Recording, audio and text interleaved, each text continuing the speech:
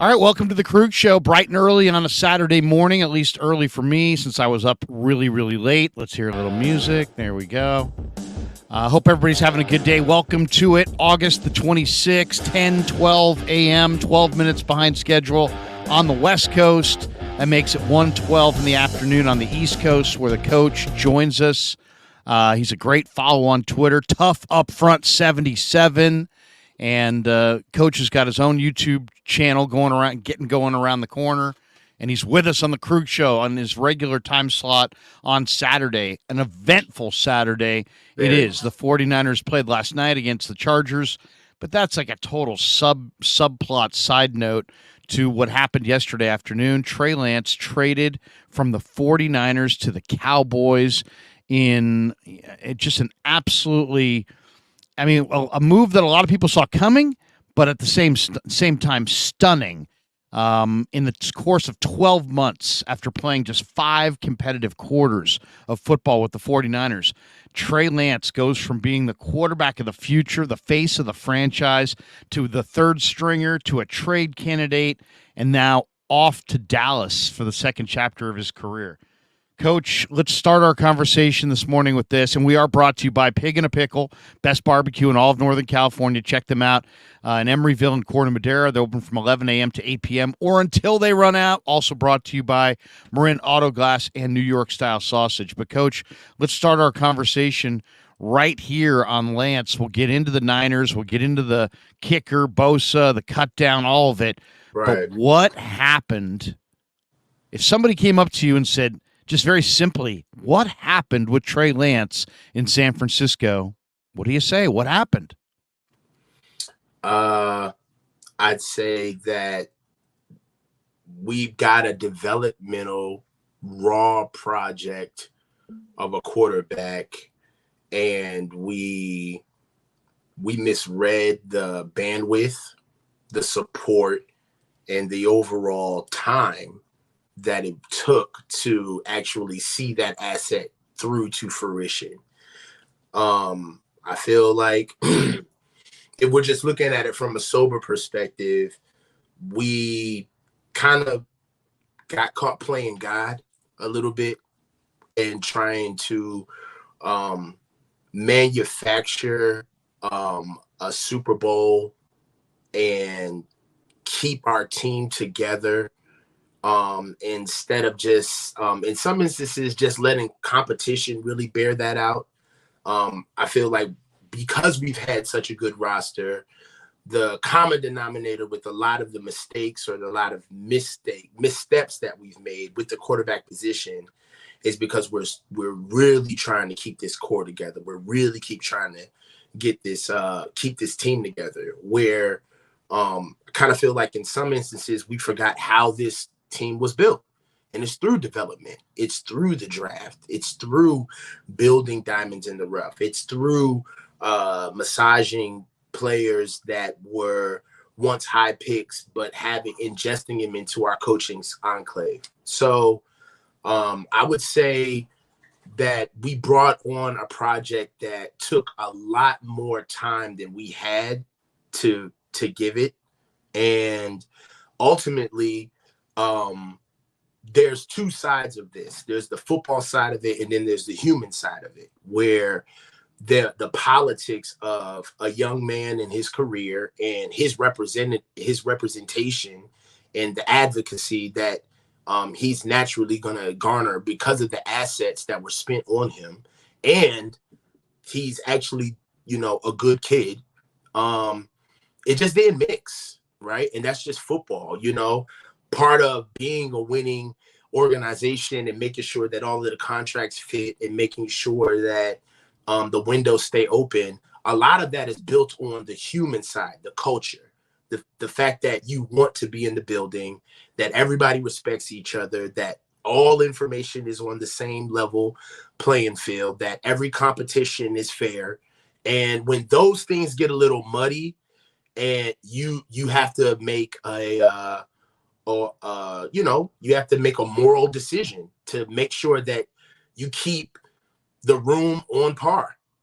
So I think that the Niners made a decision to make sure that they can look at themselves in the mirror the next day, and they did the right thing. You think they did the right thing? Yeah. You mean just for Trey or for their franchise? I think two things can be right at the same time. Sure. I wouldn't necessarily think that this solely was about doing right by Trey, but I think that this was about doing right by the fans, doing right by the culture, doing right by the organization, upholding the mantra of class and morality that we're supposed to be built on.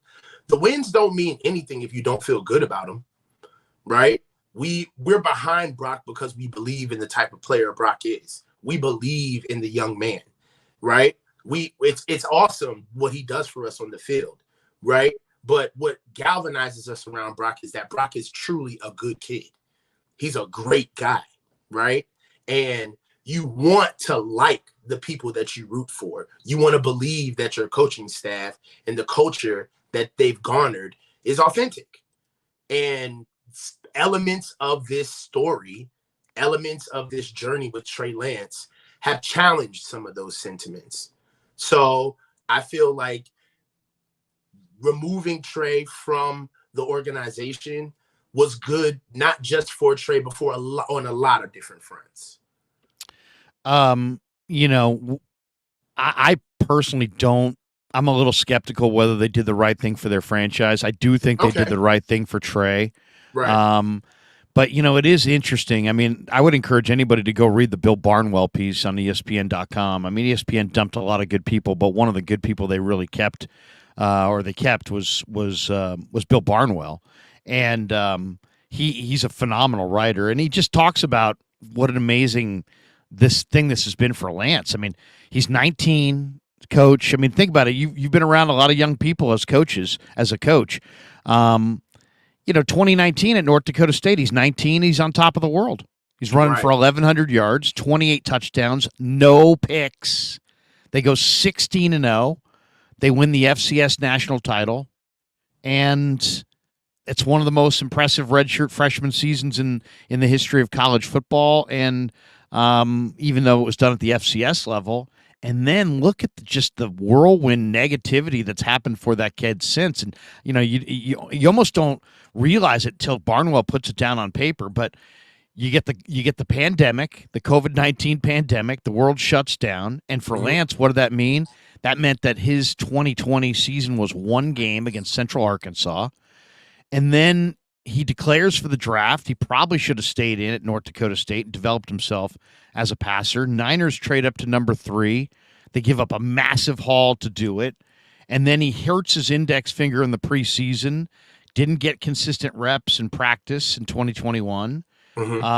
Started for Jimmy Garoppolo in 2022, but it was, that terrible weather day in Chicago, which I thought he had some good and some bad. Then he breaks his right ankle in the first quarter, week 2 against Seattle. I was barely even in my seat by the time he was out of that game.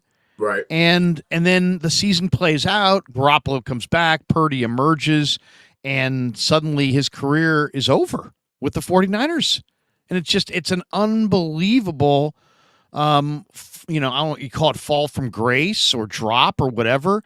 His 8 games, Coach, fewest played by a top 5 pick for the franchise that they debuted with in the common draft era, going back to 1967, according to ESPN's stats and info. I mean, that is a major turnaround, and I think they made this decision premature.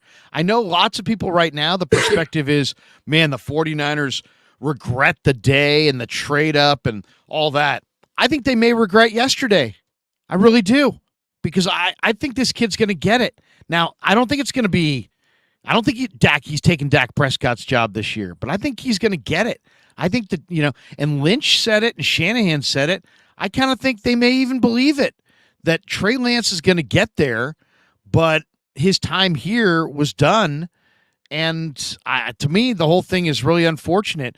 I think it's a combination of distraction and cap and Purdy and sent message sending. And I think Dallas got an incredible young talent for a bargain price, and I think the 49ers sold low on a future franchise quarterback. To me, it is not a good morning for the 49ers today. Okay, well, I'll see that, and I'll raise you the economic situation, right? Let's do it their way, right? They want to keep this window open. I mean, it's hilarious that they think that they can control that, but it's not like there's other 31 teams getting better and worse around them. But they think that they can keep this window open with the requisite players that they have as they get older and more expensive. Anyway, so they think they can keep it open, right? This move helps them because they got to get Nick signed and they eventually have to get Brandon Ayuk signed. And moving Trey off gives us considerable room on our cap next year. So this kind of, you got to look at this from a lot of different ways. I understand that what we're looking at is the potential of how this could be a problem for them. But we're not about to worry about imaginary narratives. You know what I'm saying? We have to worry about what we know, what we have in hand now. And what we have in hand now is a lot of room for us financially to keep our core together with moving Trey as well. So I understand your perspective of how raw and the trajectory of where Trey's career is going as far as him. This is the most he's improved in his career. And we could possibly be looking at our rival getting possibly to a Super Bowl before us with our pick. I mean, that would be the most gutted shit of all time. And I get all of that. But for now, what we're trying to do is win a Super Bowl, right? And we have Brock. That's stable, right? Everything is moved around Brock. And I almost kind of like the positioning that we're in now, because if Kyle is reckless with Brock, there is no hope. There is just no hope. We've got to be able to protect Brock. So they got to be all in on Purdy at this point. I mean, Jesus Christ. If you're not on him by now, I mean, Christ. Right. Lord. So right now, I love where the positioning of our offense, because I don't think we're going to see a lot of the Cowboy shit that Kyle was doing with Jimmy, where Jimmy was in harm's way, on top of the fact that Brock is a better processor than Jimmy, and he's more athletic. So he's more accurate. Yes. And throws with better anticipation as well. So I'm happy with what I've seen with Brock. I would like to see his arm mature with strength as we get there. He's not quite there yet, but he's getting there. But what I do see is us being able to keep that core together with moving Trey out of the building. And on top of it is, if Brock is the man, Trey has got to go. That story cannot be hovering around him in the locker room. That's not fair to Brock, right? Yeah. So I like that move. I like the move as well, because it really is a symbolism of giving Brock the room, giving Brock the true space to be the guy in the room. And on top of it, it kind of puts it, you know what I love about it is I think that Sam could stand to learn a thing or two from Brock. And I think that Sam is going to be able to see Brock's temperament. As far as Sam is concerned, I feel like Sam is a little too cool for school. As far as his temperament is concerned, and Brock is a little bit more assertive. And I think that Brock being able to fully be able to grasp the position and be the man in the room and be given the keys to not only the offense, but the team without Trey being in the building is imperative. On top of, now we have John and Kyle we have a good guillotine over their neck because of how they cook the books with Trey, which is exactly where they need to be.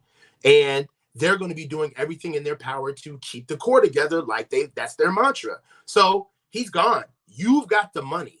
I don't want to hear shit anymore. If Nick misses a game, I'm looking at Kyle and John now. Like, no doubt. And Lynch said yesterday he expects Bosa to be there week one. I expect him to be there too. So I want to see him the signed business in the of next football. 72 hours. I mean, Right. get 2-3 days. He's got to get some field work. You've seen those D-line drills. It's not just as simple as, go into the weight room and throw on, 3 plates or 4 plates and pound out a bunch of reps. You got to run the loop. You got to get your girdle in shape. You got to make sure you're not going to pull your, Bosa's got huge, thick legs. It's a He needs tentative situation, Larry. he needs Like, practice. He needs to I shake off the don't like rust. it at all. I'd love to get our guy back, get him back in the building. I don't think there's anybody on planet Earth that's really going to get Trent Williams together but Nick. We need this back. We need the culture back.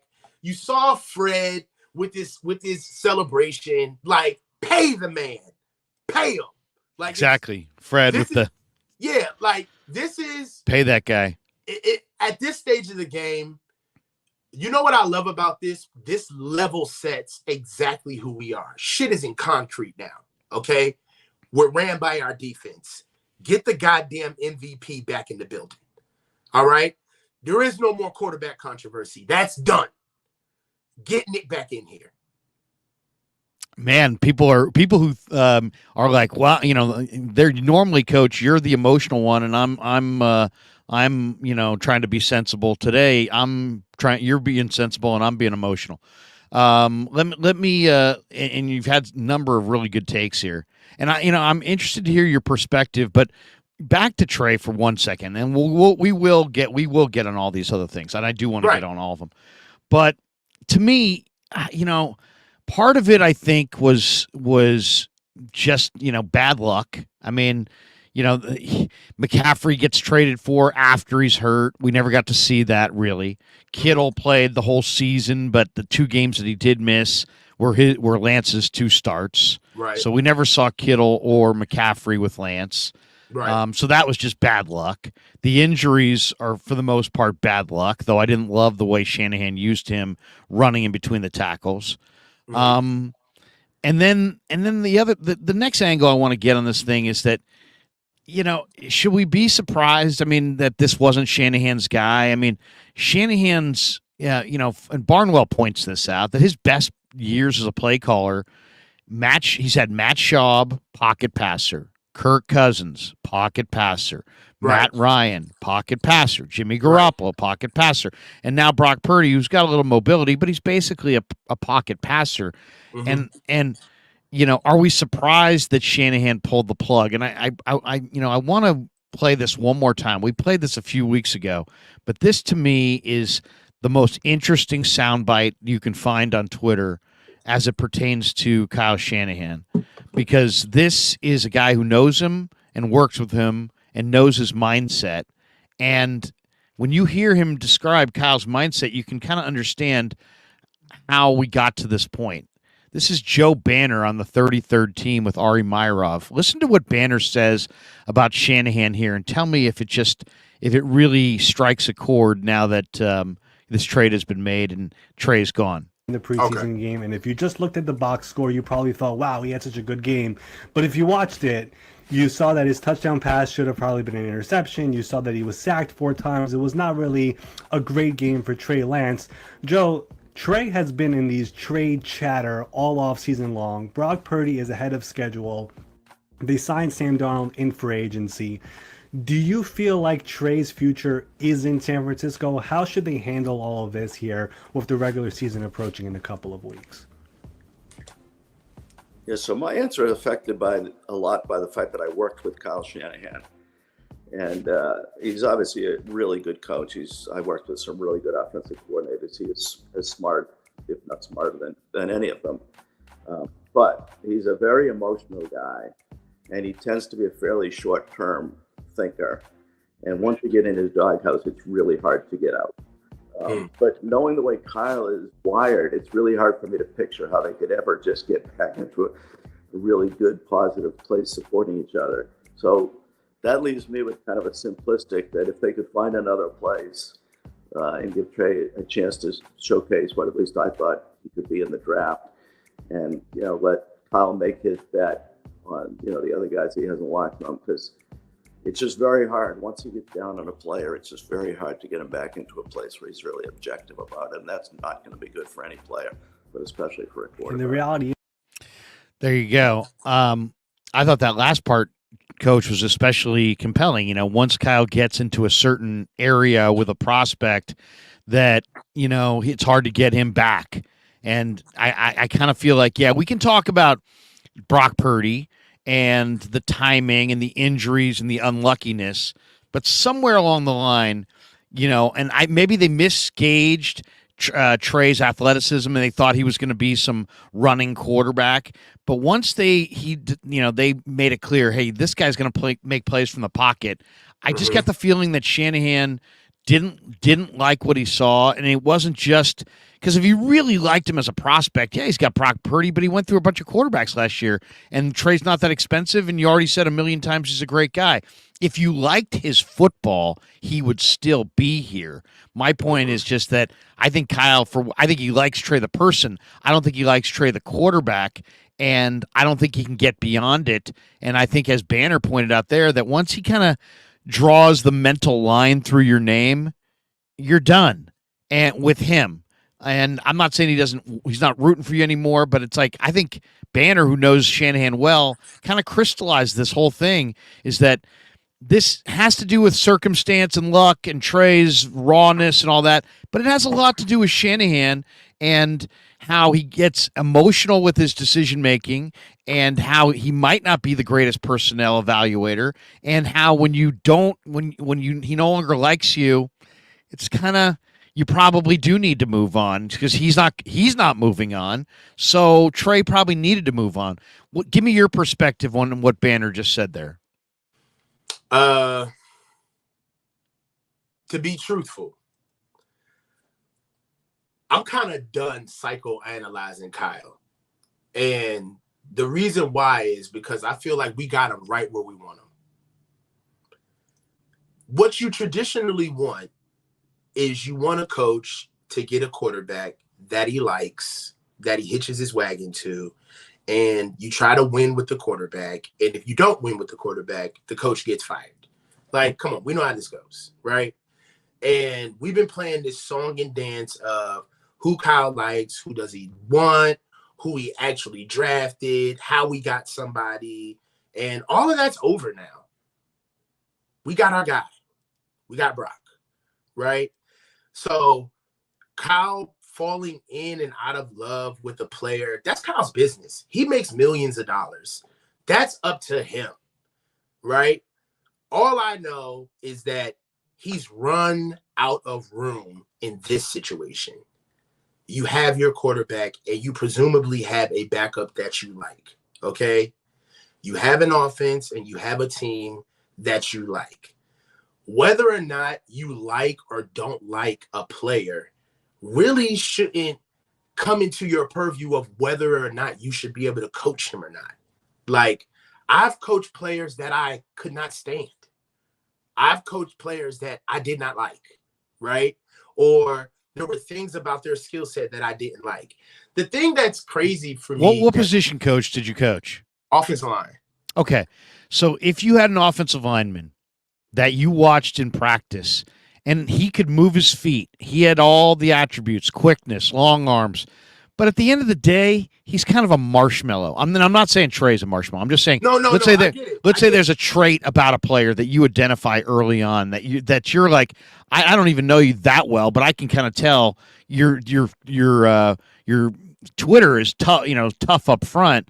I doubt you like the soft marshmallow offensive lineman that kind of caves in. You want a guy who's going to, stripe on a stripe and bang heads. Yeah. And it's like, what if you discerned a little bit right in that this prospect on your team doesn't have the traits that you want? Are you still all in? I mean, how do you get by that? See, that's the thing. So that's a great question. That is a phenomenal question. So the difference isn't that what you saw in a player changes once you get him in front of you. The difference is you start realizing the work that it's going to take for you to get him where you want him to be. That's the difference. So it's not, I've been hearing a lot of this like narrative where Trey showed something in Santa Clara that they didn't see in North Dakota State at the pro day, or he showed something at practice. Once they saw it at practice, there was some type of realization. No, it doesn't work that way. You scout the player, you talk to his coaches, you watch his practice film, you watch him work out. Like, this isn't like the pro day where you watch him throw 50 times and then you just make a decision. Larry, you know this is very inclusive. Like, they don't just check. They go in depth. Like, if Kyle didn't, or John didn't see literally every play that Trey Lance threw from the time he was in high school or the time he was in middle school all the way through college, shame on them. You know that. Right. They watched all of it. Come on. They saw it all. So we got to stop this narrative of Trey showed them something that they were just, oh my God, John, I didn't know you said this. It's kind of surprising. Like, no, that didn't happen. What happened was they got him in the building and they figured out they didn't want to do the work. They didn't want to do the work. That's what it was. It wasn't like they got him in there and for some reason, oh, he's incredibly raw. No shit, Sherlock. We know he's raw. Okay? They know. The problem is that we have to look at the timeline. They keep telling us over and over again, we wanted to make sure that we could get up to get a rookie on a cheap deal, or we could get somebody because we wanted to keep our core together. We're always worried about signing other players. We're always worried about our championship window because we're in a win now mode. It's all about timing. Everything that I just said is about frequency and timing. When they got him here, it wasn't as if Trey wasn't good. They started understanding that they don't have the time to get him where he needs to be. So they gaslit the situation. And they drafted him 2 years too late, didn't they? I mean, tomato. I like the way you put it. Well, don't you think if they had drafted him when they were crappy, then they could have given him all this field time.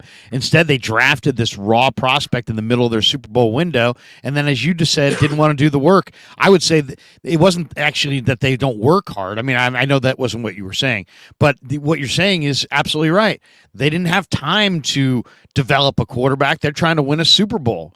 And here's a young quarterback. I mean, this is the facts. Lance has thrown 132 passes in games over the past 3 seasons. The guy has only thrown 420 competitive passes since he was in high school, and almost all of that was at the FCS level.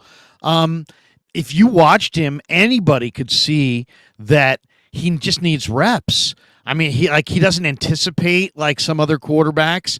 When he sees it, first of all, he doesn't always see it. When he does see openings, he doesn't let it rip. He's not always decisive.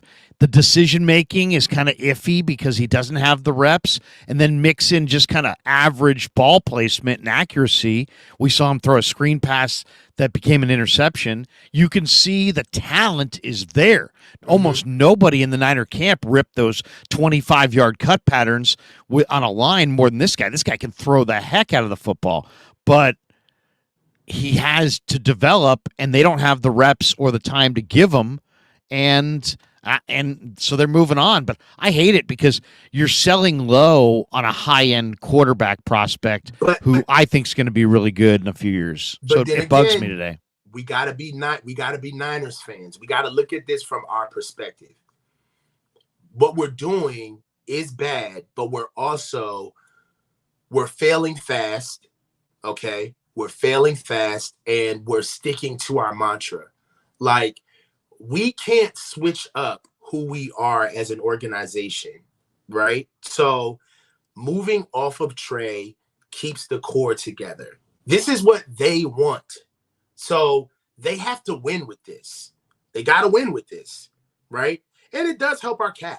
So, they have their quarterback on their rookie deal. And come on, man, like, throw the ball out. Like, it's time to play, Coach, who wanted this? You said they wanted this, meaning the 49ers. Who wanted this deal more?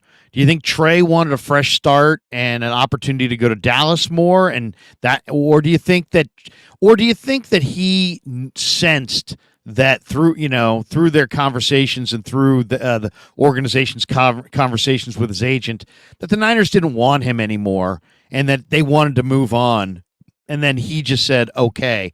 Did he relent to them wanting to move on from him, or do you think at the end of the day they really were open to keeping him, and he's just like, no, I want to get out of here. I want a fresh start. Send me to Dallas.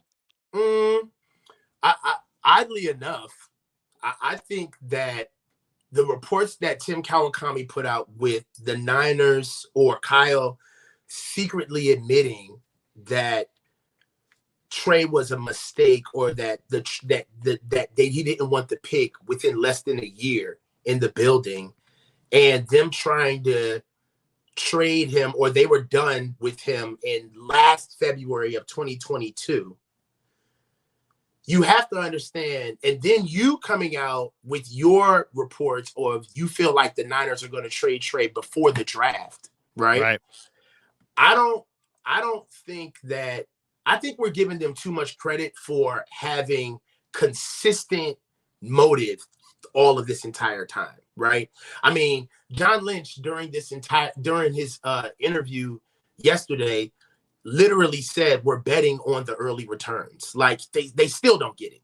Like it's just like we're killed on the early returns. So what I'm saying is that I feel like earlier in the year they were trying to move Trey because they were already had plans to get Sam. Trey came back and proved, and I think that they didn't get anything for Trey, and Trey came back and proved, and I think that killed what they wanted to do in the trade market because they wanted to see what Trey could do. The competition started, and then they realized that Trey was not better than Sam in their eyes, and then they started wanting to move off of him. Now, I think that there is a little bit of a blunder here from an organizational standpoint. I feel like if the way that they rolled out the quarterback competition, they did it way too soon. If they really wanted, like, all right, let's be like Niners stands, like 100% just evil empire. We don't care about human beings, just Niners stands. If they really wanted to do it the right way and keep all four of them, Kyle should have held his water until this game. He should have held his water until training camp was officially over, and the media wasn't at practice anymore, and they were getting ready for week 1. And he could have let the cat out the bag then. But he did it way too prematurely, and he didn't hold his water. And the way that it rolled out is what I feel like the way that it rolled out with how the public opinion saw it and the rest of the league, it kind of forced their hand to move him. But I do believe that if Kyle would have held his water and not given the winner of the competition till later, right before the week of the season, I think Trey would have been a lot more, he would have been upset. He would have been obviously infuriated, but he also would have understood that staying on this roster at this point of the year would have been the best move for him, right? They gave him way too much time. You know, it's interesting. I kind of feel like the question that I asked Shanahan on Wednesday, it was you, Larry. It was you. I set this thing in motion. Larry. No, but I mean, I asked Shanahan, I said, when are you going to announce your second quarterback, and do you plan on juggling them throughout the season, your number 2 quarterback? And he said yes to all of that. He said yes to all of that. Larry, and I said you're going to juggle your number 2 and 3 quarterback all season? He's like, yep. And I just kind of wonder if immediately, once that got out there, that if maybe some of the agents were like, hey man, make a freaking decision, People are watching us, bro. I mean, I wonder. I mean, because he came out and said, I'm going to juggle my quarterbacks all season. If I'm an agent for the quarterbacks, I'd be like, well, no, wait. Hell no. You just said that, right? You don't actually mean that, right? You're not going to make my guy sit there and battle back and forth and, against this other guy the entire, he did it all summer. I mean, come on, make a call. The one thing I will differ from you on is I don't think there was ever going to be all 4 quarterbacks because you're not going to carry 4 on the 53. And I just don't believe that Brandon Allen gave up $1 million elsewhere to come here for $300,000, and that's ultimately what that would be. I mean, if I did that to my wife would kill me. I'm making $1 million, honey. No, I quit. I'm now making $300,000. We just lost $700,000. It's like I think that Brandon Allen had a handshake deal with the Niners. I'll either be the number 3. And they must have promised him he'll be the number 3, or at least gave him a great indication that he was going to be number 3. Or you're going to cut me a few days before the cut down, and I'm going to get the league minimum, which is like $800, somewhere else. But I'm not going to be on your practice squad. So Right. for $300,000. Let me ask you this. There's been one of the things the only thing that I would push back on that I've read in the last 24 hours on this whole thing is that, and Barnwell says this in this article. He says, Sam Darnold looked better in the preseason, although the former Jet and Panthers passer has a well-established track record when the games get out of hand, or he gets overwhelmed when pressure, or in a situation where he's trailing. I mean, I don't necessarily agree with the theory that Darnold looked better this summer. I think Darnold looked better in the Raider game, but in practice, I would give the edge to Lance. In the Denver game, I would definitely give the edge to Lance. And I just don't really agree with that premise. And I know, and I like Dave Lombardi. He had a red zone stat that, Purdy completed 37% or touchdown percentage of 37% in the red zone in camp. First of all, it's camp stats, so remember that. 2, Right. He had Darnold at 33% and Lance at 16%. I guess I could go along and say I kind of think that those numbers are probably trending towards accurate, even though I wouldn't quote them, with any any total assurance. But other than that red zone stat line, my eyes tell me that Trey was as good as Sam all summer. They're different. Sam's a little bit more calm. Sam maybe has a little higher floor, but Trey has a significantly higher ceiling. And to me, I know a floor matters for a backup, but when quarterback has a significantly higher ceiling, I'm always shocked when they move for the guy who has a much lower ceiling, especially since Trey's a good guy that everybody likes.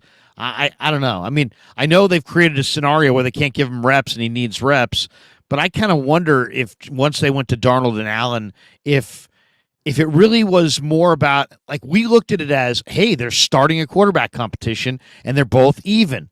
But I think if you really looked at it the way it actually was, yeah, they were having a quarterback competition, but Darnold and Allen were, 120 yards in front of Trey Lance at the beginning of the race. And Trey was going to have to eat up that ground and show that he was dramatically better than both to win this job. Otherwise, those guys were getting the jobs. I think it was set up like a competition that was fair. It was fair, but it started with Darnold and Allen ahead because that's the direction that they wanted to go with their offseason plan. It's clear. It wasn't a pure competition where, people were actually measuring it day 1, day 2. But what nobody realized until the end was that once Darnold and Allen were there, they were given such an advantage. Trey had to literally beat them out this summer, and he played well at times, and he played not so well at times. I thought he was better than them, but I guess he had to be a lot better than them to beat them out. That's an artful way of saying that it wasn't fair, but it was not a fair competition. Or that they had a design. Let's just say this. In my mind, Coach, the 49ers had a preferred plan, and they were going to have to be wowed to take them off of their preferred plan, and they weren't wowed, and they stayed with their preferred plan. That's how I look at it. All right. I mean, you don't agree? They I preferred. hear you. I mean, don't you think they preferred to go with Darnold and Allen, and yet they had Trey there. I refuse to believe that he had no chance. I just think that in their minds, those guys were now ahead of him, and he had to kind of prove otherwise. And in their minds, he didn't prove otherwise. Because if it's just the naked eye, I was talking to Jack Hammer about this yesterday. We both agree. We were at every practice. I looked at the good, the bad, the ugly from all four of these guys all summer. Sam Darnold was good. Was sometimes like at 3, 4, 5 days, he was the best quarterback on the field. The rest of the summer, Purdy was the best quarterback on the field, but Trey and Sam were very comparable all summer long. Yeah, I feel you would think that your own guy that you pick gets the nod. You know what I'm saying? If it's a tie or if it's close, you would think that the guy who only played 4 games will get the nod if it's close. That was odd to me about hearing them admitting like, oh, it was close. You know what I'm saying? Like Trey really fought hard. It's just like, well, was it close or wasn't it? And if it was close, how do you not give your guy the nod? So there's that. Also, John himself admitted that, you know, he was proud of Trey for being able to stay in the competition that didn't have anything in the offense that highlighted his skill set. I thought that was crazy that he said that out loud. So yeah, you're right. It wasn't, in my opinion, it was not a fair competition. And then Larry, you know, let's just you know about football. Like if I trust your eyes, Larry. You know that if the kid is close and he's better than veterans, then you give it to the kid. And you're 100% right. That's why this is so frustrating at times, because you do bet on the upside more than you bet on the floor. You never bet on the floor over the upside, right? Because betting on the floor means that you're starting at the worst, right? That's where that, even if you have to inject the guy, you're starting at his worst. You know, it was perplexing that they chose to use their own model, but what it does tell me is that they're very much married to their own process of how they want to run their team. It's specifically offensively. And Kyle, I feel like at this stage of the game, at 6 years in, it's pretty clear to see what type of quarterback Kyle needs and prefers in his offense, right? And I feel like we found that out. There's a lot of good things we found out about our team and our coach over this offseason. So, you know, it can kind of be a good SOP for if we do see him milling around a DTR or somebody else, we can be like, no, Kyle, no, we know what you like. Stop.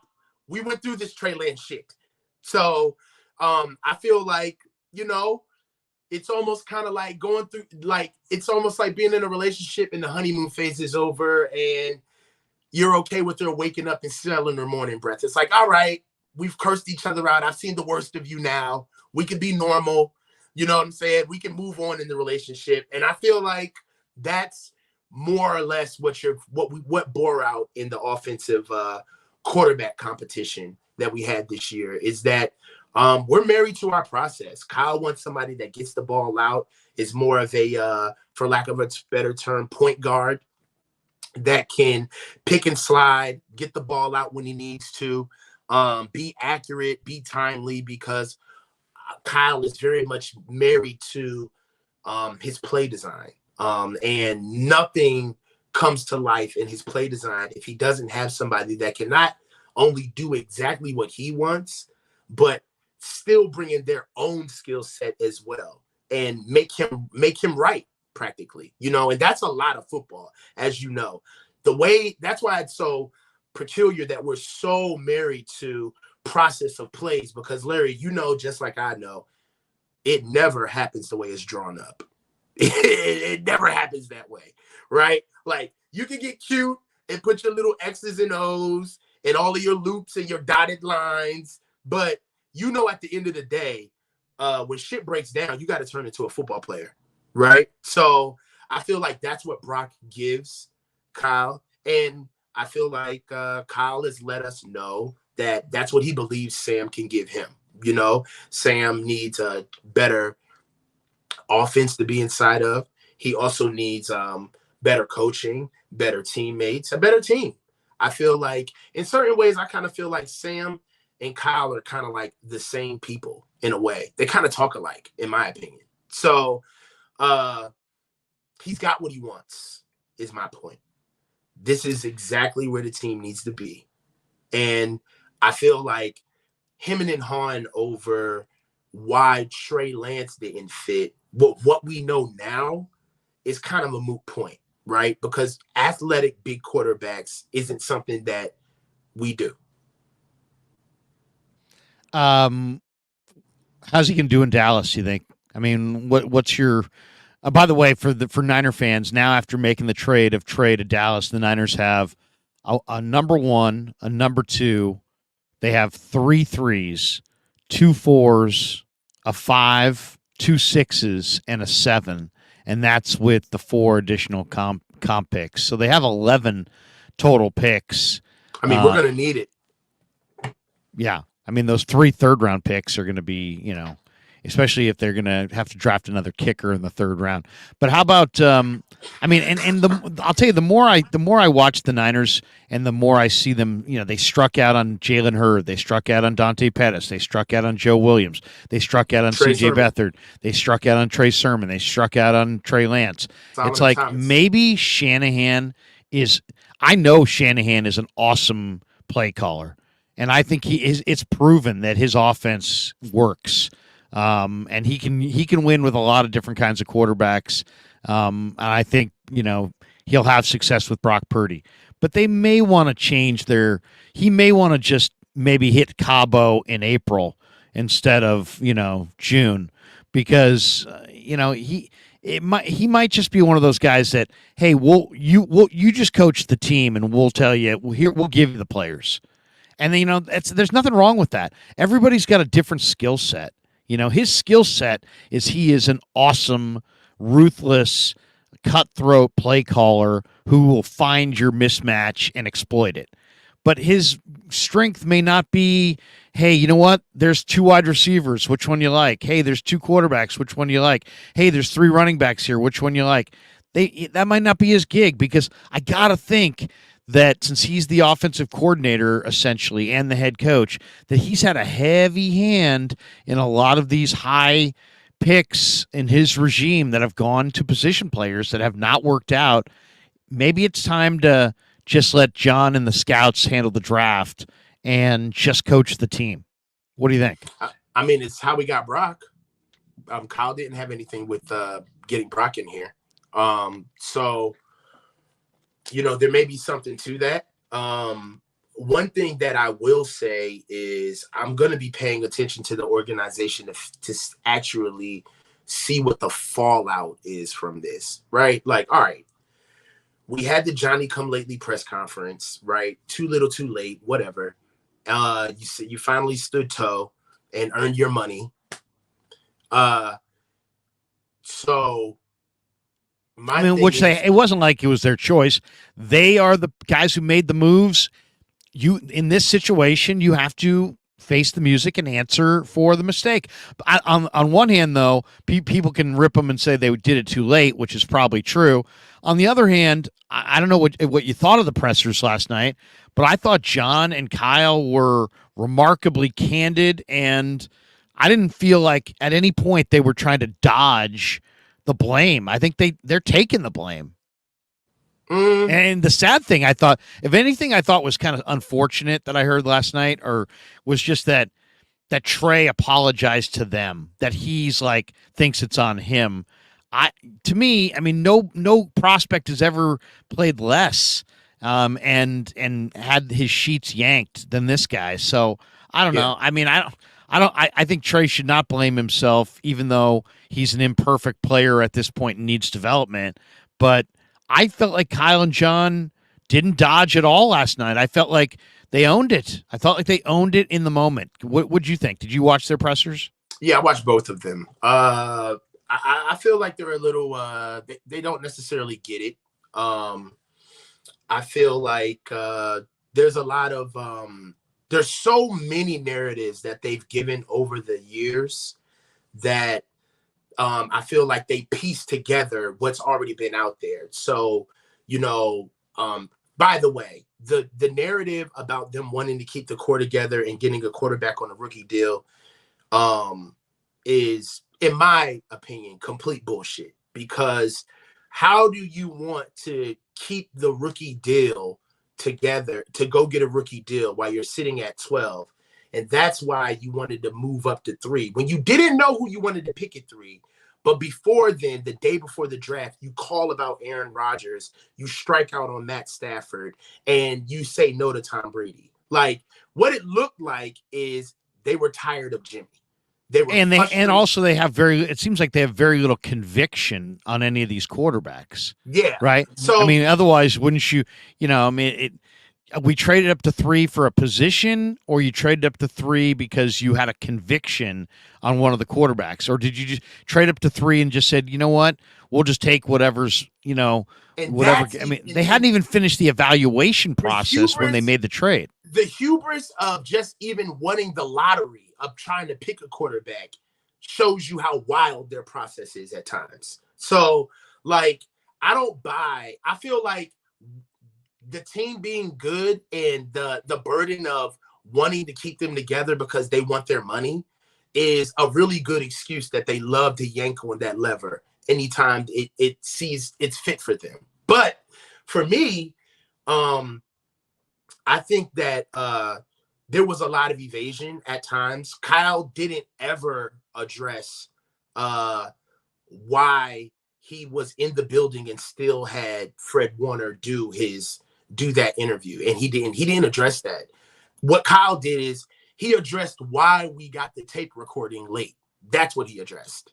So he didn't talk about, it's almost like, Larry, that's like you getting caught in your bed, in your marital bed with a woman by your wife, and you're like, honey, I know you're upset about the sheets. I'm gonna clean the sheets. I know the sheets. It's like, dude, who gives a fuck about the sheets? What are you talking about? So for Kyle to sit here and talk about, well, very vivid picture.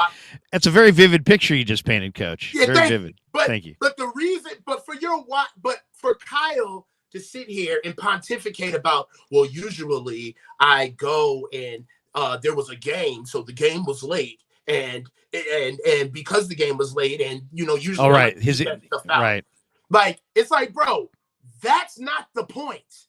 The point is, you were supposed to walk your ass out there the way you do when you smugly lied the day before, and you should have sat there and faced the music instead of having your player do it for you. That was the point. So, well, and also, I mean, nothing against the interviewers on the radio, because I know those guys, and I heard the interview and I thought they did an outstanding job with it. But they didn't know going in what that decision was going to be like, but at least you've got a partner and a favorable landing spot, exactly. And you're not going to be attacked. If you're out in the general media, then where people that are asking the questions are not necessarily paid for or impacted by the organization, there's a lot more independence. Suddenly, you're going to have to answer a lot more uncomfortable questions. And obviously they won, and then they did that last night, but they deferred. I gave them a pass on that from the standpoint of, when you're in the midst of a trade talks, there's all kinds of things that you don't want to say that could hurt your ability to get what you got. According to Lynch, Coach, the fourth that they got was quite a bit higher than what teams have been asking. So maybe it is a game of poker. Maybe they wouldn't have gotten a fourth. I mean, like, let me ask you this. Would you rather of them have talked on Wednesday and gotten a sixth, or shut up about it and put Warner and Hargrave out there and gotten a fourth? If you're cool with the sixth over the fourth for the presser, then go for the presser. I'm not. I'm cool with the fourth over the sixth, and it was awkward as hell. Putting Hargrave and Warner out there. We asked them a couple questions. They obviously couldn't really expand on anything.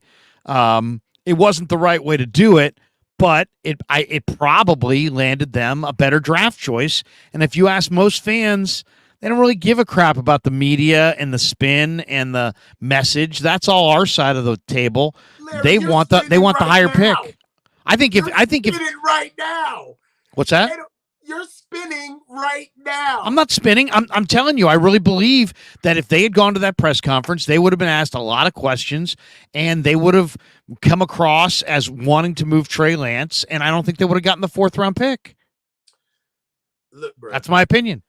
Right, I actually believe that. I think because they said they were getting fifth round picks. Then Silver comes out and says that his source says that Trey's price tag is going down, not up, and that they ought to move quickly. So maybe they were getting 6th round picks. Lynch then referenced yesterday that really their best offers came together late in the process. So if they talk and they have to answer all these, this failure questions, then it's like you're hurting your own leverage if you haven't done a deal. Who knows? Maybe they don't get a 4th round pick if they have that presser the other day. I'm just saying I agree with it was awkward and it seemed rudderless. Like somebody take the lead here, right? Tell us your own narrative. Take the mic and tell us that you can't tell us. But don't hand it to Warner and to Hargrave. I agree with that. I would have taken the lead, but I understand if you're gonna do it, then you're going to have to do it in 2 parts. You're going to have to come out and say, hey, guys, this is the deal. This is what we did. We can't talk about anything else. We'll talk about it later. That's what I would have done. Instead, they put the players out there and evaded it all together and then talked last night after the game once the deal was done. I mean, I'll say this, though. If they just had a free-for-all media deal on Wednesday, I don't believe they get that 4th round pick. Larry, I be trying to talk, man. I forgot my point. Jesus Christ. I will say that they made the right move by moving the kid. What's done is done. And I feel like what's interesting is like the teams that wanted Trey. Very interesting. There's reports that the Bills, the Ravens, the Saints, of course, Dallas, and Atlanta wanted Trey. And conversely enough, none of those teams run our offense. And I just kind of look at the teams that the quarterbacks that they have and the type of offenses that they run. And in a way, you can almost kind of look at the teams that wanted Trey almost as a referendum to say, well, maybe we can use him in our offense where we drive the ball down the field, where we open up our route tree. And it was just kind of eye-opening to see the teams that wanted Trey and see what they do offensively versus what we do. That was interesting.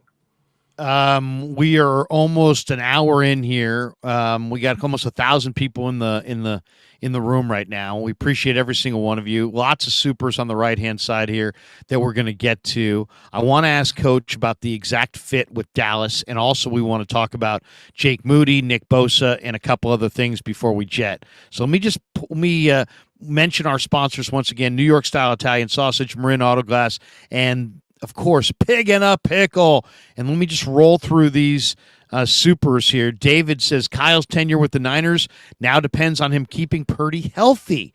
No more reckless blocking schemes. I would agree with that. You got Purdy's now the guy. You better protect him. Maybe less quarterback runs for Purdy. Mike Monahan says $1.99. Larry, late because you eating another hamburger. That's right. I ate a hamburger last night on a live stream, Coach. In the post game. I couldn't help myself. I don't like it, but I had to. From dust to dust, Kyle said Trey wouldn't get any reps as a 3rd quarterback, which would further hinder his development. Isn't that more the reason to make him 2nd quarterback so he would develop? Exactly. I mean, if they wanted him, they controlled the situation. It's like, oh, he's the 3rd guy, so now we have no reps. You made him the 3rd guy. It was your decision. I really think just by their process and how they're talking about this, I would question like their relationship with Kyle's relationship with ownership. He seems very scared to make sure that they are in the position of winning a Super Bowl. I think the ownership, I agree with you, Coach. I think you're hitting on something that has not been reported. I think ownership has given these guys, I don't know, a timeline of like, but hey, it's like NFC Championship game is good for the Falcons. That's good for the Panthers.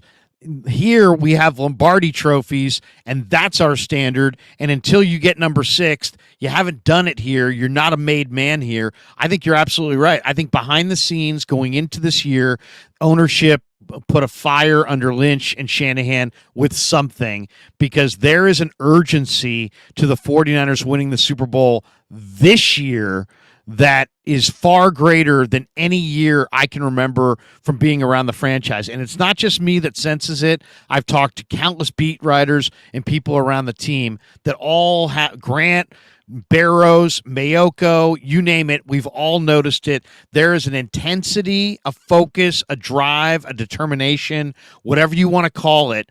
There's an all-in feeling to this year. Like if they don't get it done, it's going to be a problem. So definitely you're hitting on something that I think is there and just hasn't been reported, and it's just under the surface. There's an intensity about their pursuit of the Lombardi that's greater now than ever. Because one of the things that's alarming about the Trey move is that it's the complete antithesis of what we do.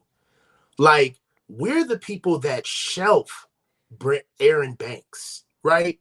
We hold on to Jalen Hurd. We don't let go of Kentavious Street. We develop Dre Greenlaw. You know what I mean?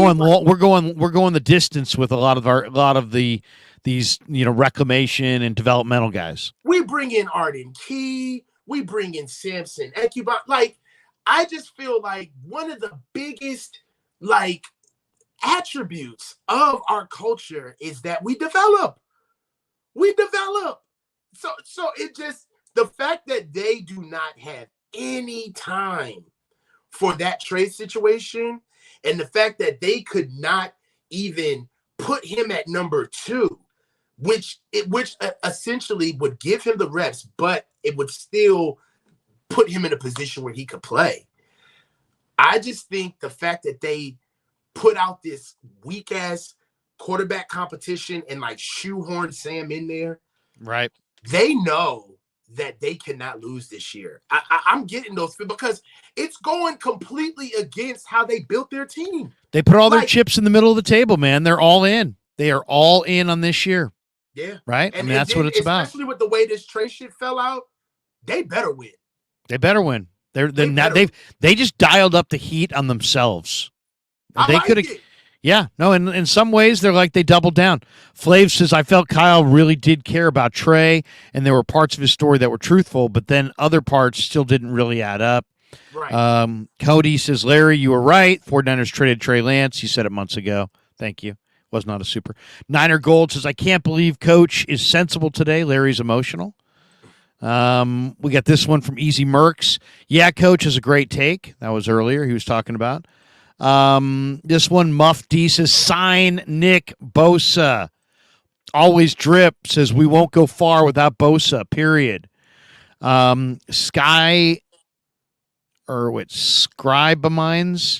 At some point, Jesse Plemons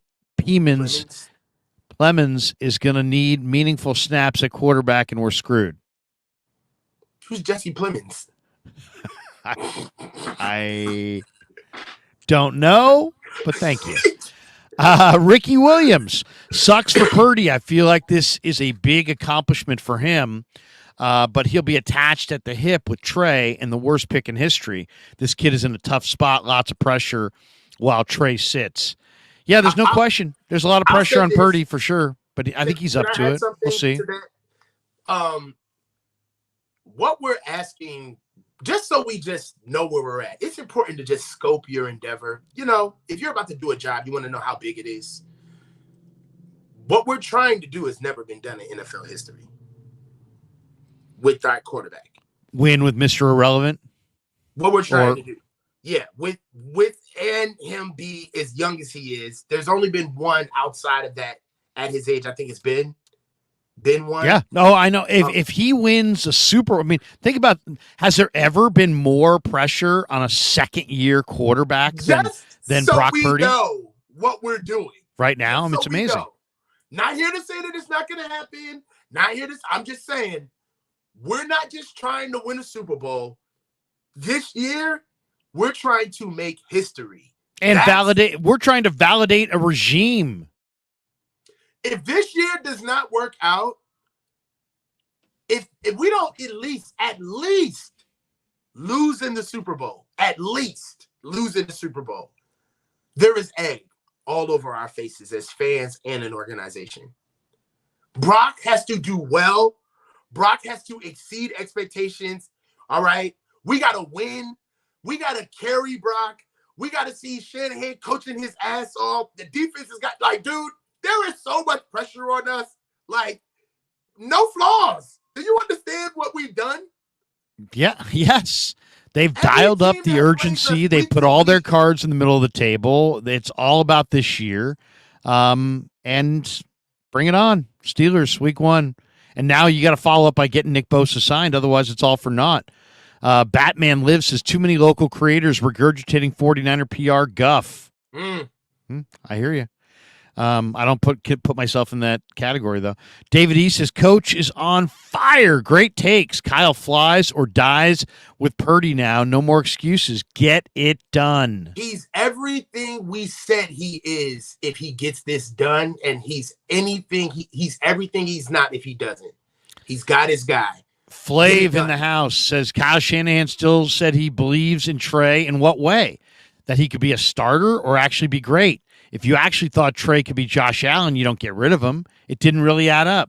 Let me answer this. If he really believes in him, he's not moving him. Okay. I want to answer this. I can't call it back up, but you got you. Let me answer this. Flav, you gotta get a new bag, baby. He's gone. He's gone, Flav. Seriously. He's in Dallas. I don't want to answer any more psycho babble if it wasn't questions about Trey Lance. Give it up. You better find something else to talk about, dog. Stop talking about Trey. It's over. Hey, he ain't the only one that deserves that needs that message. There's a few people out there that are all Trey all the time. Paid you thousands of dollars. You need to send him a bottle of whatever he's drinking nowadays. All right? It's over. Give it up. Mr. Blue Magic. What's up, Mr. Blue? He's had the time to develop him. They chose not to. Yeah. They chose not to develop him. They could have kept him on the roster. I asked John that exact question. I said, was the cap situation and impacting this thing? And, he had something that he could have grabbed towards there. And he's like, no, his cap number was reasonable this year. And yeah, we've got a deep roster and we always got to make decisions on the cap. And it's always a factor in pro football. But he basically made it seem like that wasn't it. Like there's a lot of different ways to answer that. The way he answered that made me think like, yeah, that was a factor, but it wasn't the factor. Flav says, Kyle is all in right now. Could you imagine if Brock and Sam don't perform well and Jimmy has his best season ever and or Trey does something in Dallas? The worst case scenario for him is really bad. Yeah, there's no question. Win the Super Bowl, bro. Well, with how we're can't live in fear. With how we're aligned, I could give two shits about what Jimmy or Trey is doing. Like, I think we need to wake up and understand what this season is more than us just winning a ring.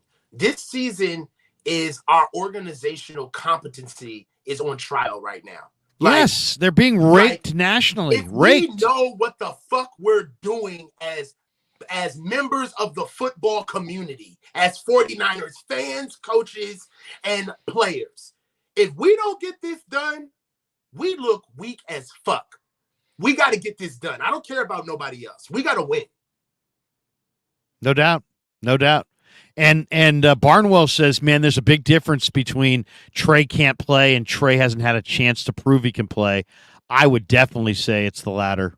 I just think he hasn't had a chance to prove he can play. I mean, now he's had chances, but he is going to develop. That's all I'm going to say. He is going to develop.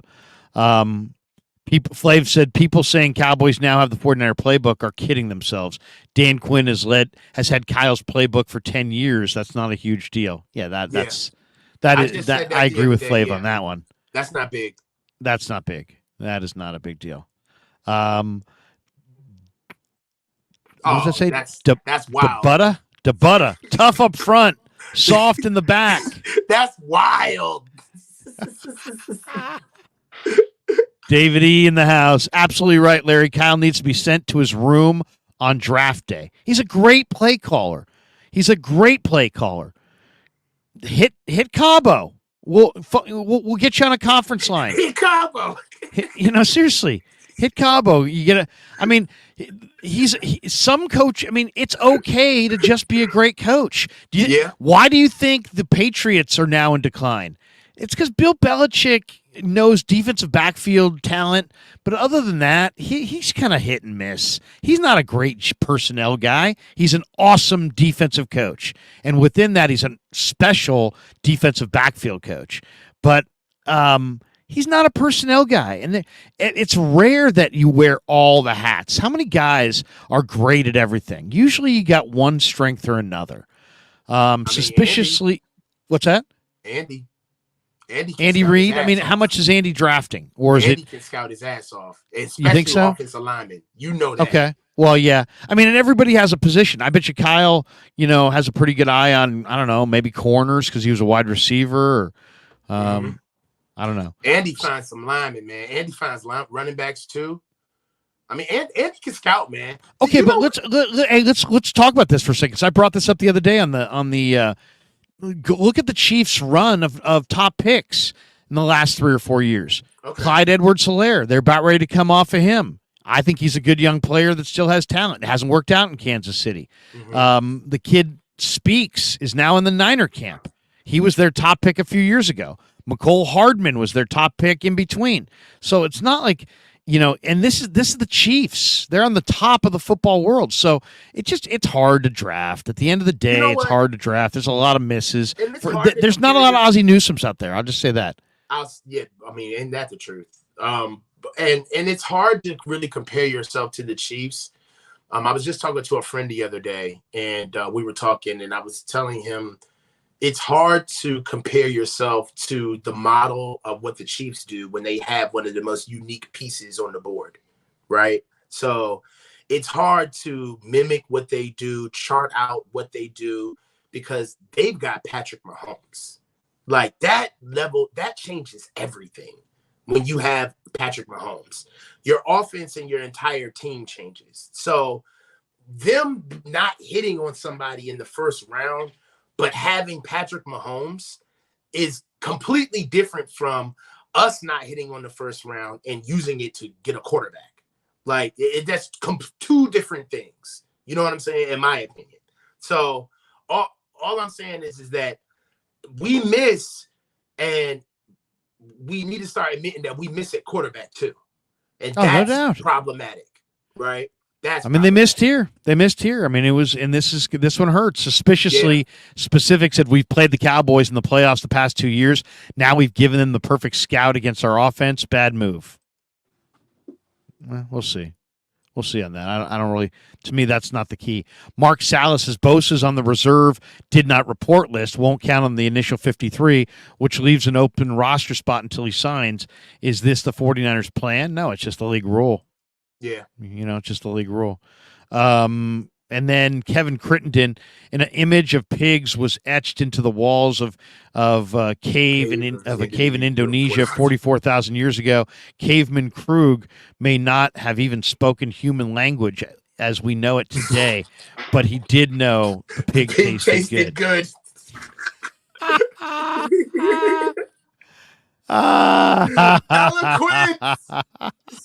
Eloquent. Pissed off brother Bob. PP, that stands for pig in a pickle. I'm only pissed to fug off because of all those picks. Oh, there you go. Pissed off brother Bob. It's not brother Bob. It's pissed off brother Bob. And PP stands for he calls me Purdy's pimp. I mean, and if you really want to look, that's my new nickname, brother Bob. What do you think of my nickname, Purdy's pimp? I love it. I like Kevin's dad better. I like Kevin's dad. You like Kevin's dad better. I love Kevin's That's dad. more of a slap. Yeah. Pissed off brother Bob again. Wait, pig in a pickle. I'm also pissed because the damn Cowboys. Yeah, I mean, seriously. if you really want to just twist the knife a little bit, we traded our first round pick for a fourth round pick this year. Trey was our first round pick this year. So we just traded our first to Dallas for a fourth. The 3 picks that we traded to Miami turned into Jalen Waddle, Tyreek Hill, and Bradley Chubb. Right. And the 12 spot that we moved off of was Michael Parsons. So right. Or any number of other guys. Could have been Rashawn Slater. Right. So Dallas got and Trey. Michael Parsons, Trey Lance, and Miami got Jalen Waddle, Tyreek Hill, and Bradley Chubb, and we got a 4th round pick. We're building a Super Bowl champion somewhere. It just might not be here. I mean, you just got to call it how it is. No, it was a nightmare. This has been a nightmare. It's a bloodbath. It's bad. I mean, come on. There's no way to spin this. If you're spinning this as some kind of favorable situation, you're some pie in the sky idiot. And I'm not talking to you, of course. I'm talking to anybody who's trying to spin this morning as some great day in Ninerland. It's not a great day. You bought high, you sold low. The kid's got a future, and it's not here. And it's now with your arch rival. This could be worse than the Charles Haley trade. I mean, seriously, in time, this could make the Charles Haley trade look like kind of a bad move. I mean, it has potential. Now we'll see. I still believe in Lance. Now let's talk about that before we move off of this. You want to talk about how he fits in Dallas? Yeah, I mean, how does he fit? I mean, Cowboys see him as a low-cost alternative and a replacement maybe for Dak. Dak's got 2 years left and 35.7 left on the deal. Now I think the Cowboys have leverage over Dak. Dak's already 30. Lance's 2-year deal has a $6.3 million left in it, and it lines up their deals to both expire after next season. So, and by the way, we didn't even mention that Cooper Rush is the Cowboys' other quarterback.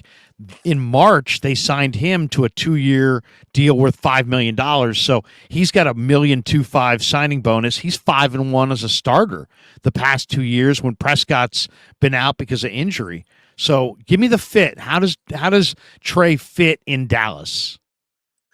A couple of reasons why I think that the fit is really good.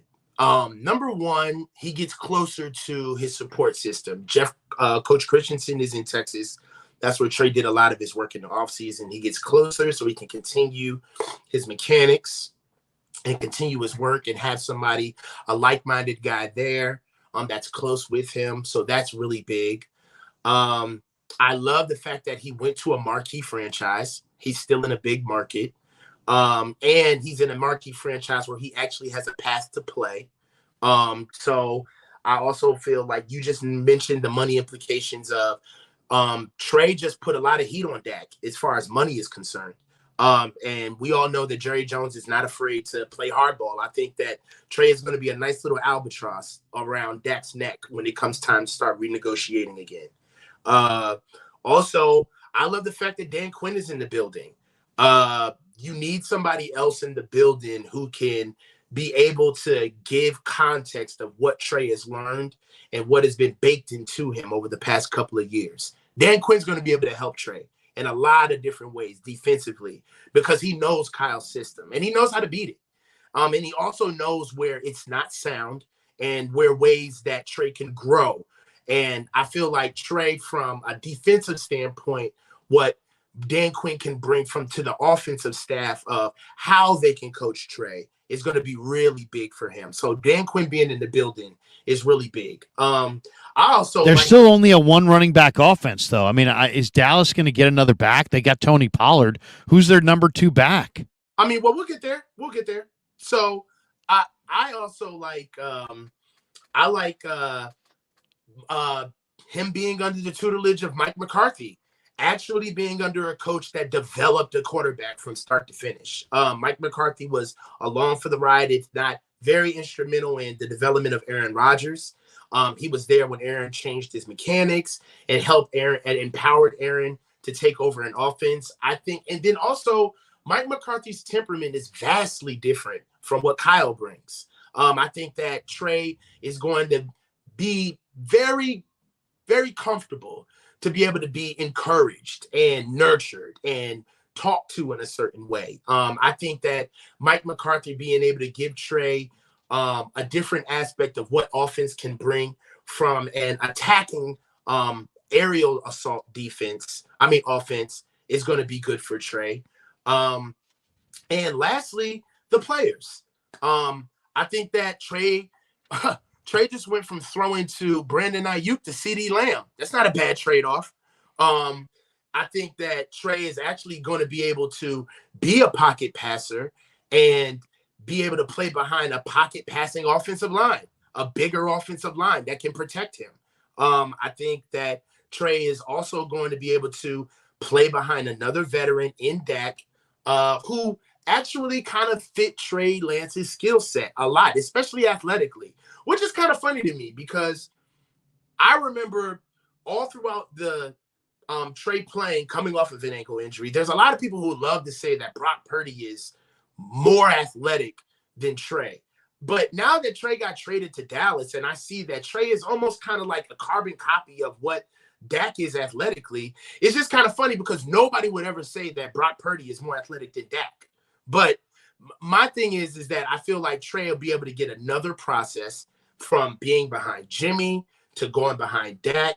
And we also talked about the money implications because none of this matters, in my opinion, if there's not a path to get Trey reps, if he cannot get on the field. And Trey, because that's what he needs. He needs to play. So also with all of those things that I just delineated, what really undergirds all of this for me is the fact that Trey can push Dak and there's a path for him to get on the field. So I think it's a good fit. I like it. It worked out for him for all of the reasons that I just talked about. And I'm happy for him. I think it gives Dallas some leverage against Dak. It gives them an alternative if Dak gets hurt again. It gives Trey a chance to breathe a little bit, a fresh start, be somewhere where you actually wanted.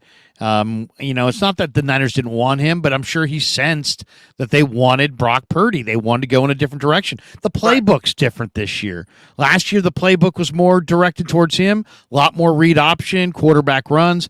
This year, it's directed towards Brock. It's a short passing, timing, touch at a premium kind of a deal, and you can see it in the plays that they call in practice.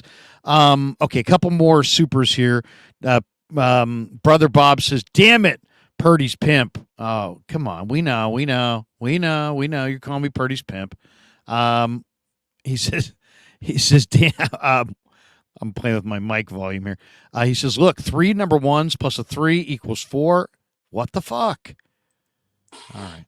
Pissed off Brother Bob says, Charles Haley trade. Dion left us for Dallas and won a Super Bowl. Yeah, that's another one. Forgot about Dion. That hurt. This one from Bass Spokane Niner fan. Does Dallas roll out Trey today? He means in a press conference? Oh, no. I doubt it. No, they're not going to have a press conference. They're not going to do like the Niners. No. Call him number 3 when he's really number 2 and then give him a press conference. He's really number 3. Yeah, all right. They're not going to do what we do. They're not going to do a press conference. I mean, they might do a press conference, but it's not going to be some massive thing.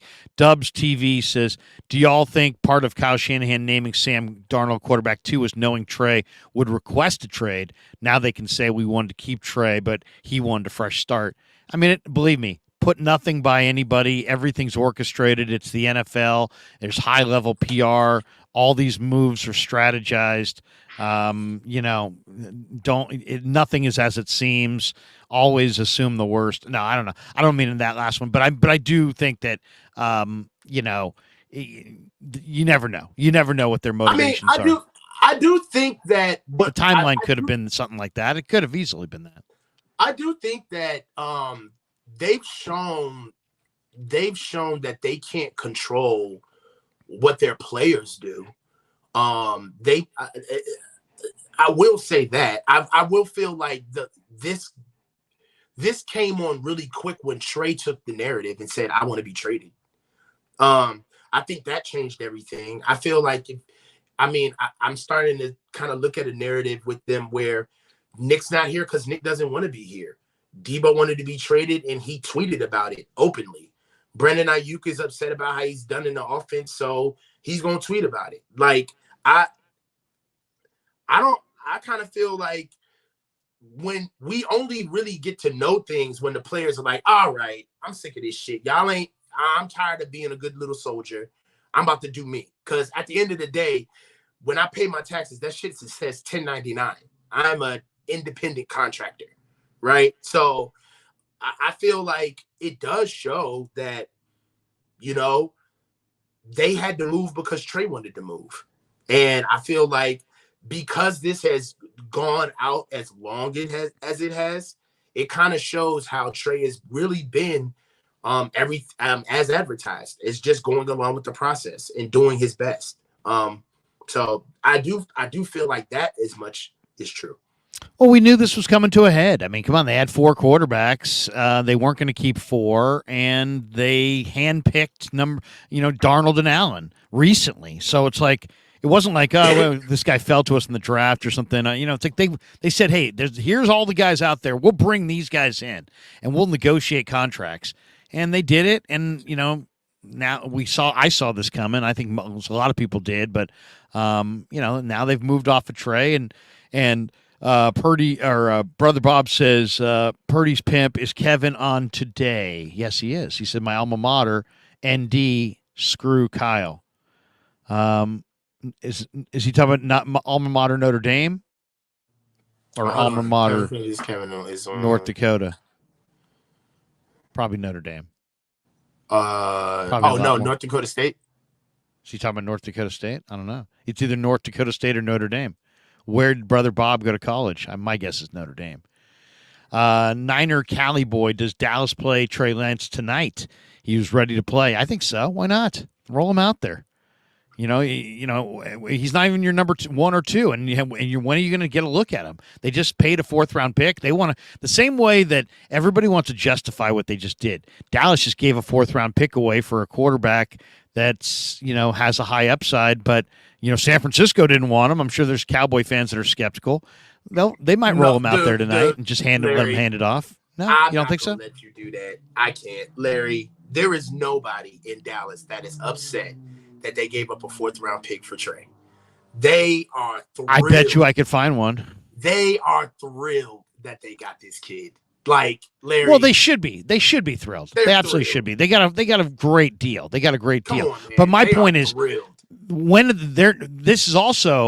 this is their one and only opportunity if things go well, and they're obviously hoping things go well for them to show them off right now. Otherwise, they're not going to show them off for a long time. Let me put it like this. Imagine if we got Zach Wilson for a 4th-round pick. Because just give the Jets. Oh, I know exactly, and that's the same. And Niner fans would want to see him. Nobody's saying, "What the hell do we spend that 4th-round pick?" But we will be thrilled. Oh, I'm just come on, Coach. There's people that are like, there's people that don't like anything. Dude, we'd be happy if we got Mac Jones for a 4th-round pick. Oh, I agree. Dallas got a steal. Dallas got, and they're likely going to get the win on this. We'll see, but I think what did they lose? Half of the fans the bean dip is gone by the 4th round. Like, they don't care. Like, Jerry's already on the yacht by that point. Yeah. By the 4th round, the shrimp cocktail's gone and Jerry's snoring. Like, they don't care about that 4th-round pick. Bass says, how many years do we go until we hear the full ins and outs of this experience? How long before Trey speaks out in the open? This could be a freaking 30 for 30. Are you kidding me? It's going to be a 30 for 30. I mean, it should be. It should be absolutely a 30 for 30. Pissed off brother Bob. He says, yes, Notre Dame. Where Joe Montana went. Hey, brother Bob, Thursday and Friday, if you get 95.7 The Game on the Odyssey app, I'll be filling in on the 95.7 The Game morning show, and our guest Thursday morning at 8 o'clock Joe Montana. Getting a That's chance to big, interview Joe man. Montana on Thursday. I'm looking forward to it. Jamela 13. The Cowboys are celebrating in their assless chaps. Yo. They're getting a lot of mileage out of that quote. I've seen that super chat many times. Pissed off brother Bob. Kevin, you and your dad going to the second game? Niners in LA? We should. Kev, road trip to LA. SoFi. We can make it happen. We'll get a sponsor to cover it. Okay. A couple more thoughts. Jake Moody, quad. Zane Gonzalez last night was going to be his night, coach. He goes out, pulls a calf in the pregame. Calf strain for a kicker could actually be significant. Quad pull for a kicker could be significant. Robbie Gold's still at home. It's week 1. You're at Heinz Field. Who's kicking field goals for the Niners? I don't know. Ronald McDonald, man. Who knows, bro? Like, this is the worst. Like, what can go wrong will just go get Robbie. They need to just call him. Like, he's at home. And you know what's so crazy? I think Robbie would just be really cool about it. Like, right. He's a cool guy and he's a team leader, and you need, what the hell? And put Moody on the IR. IR him for a year. Who cares? For what it's worth, if I'm from DC, right? If we're getting our political game on, we need as many friendly faces around the organization as we can get right now.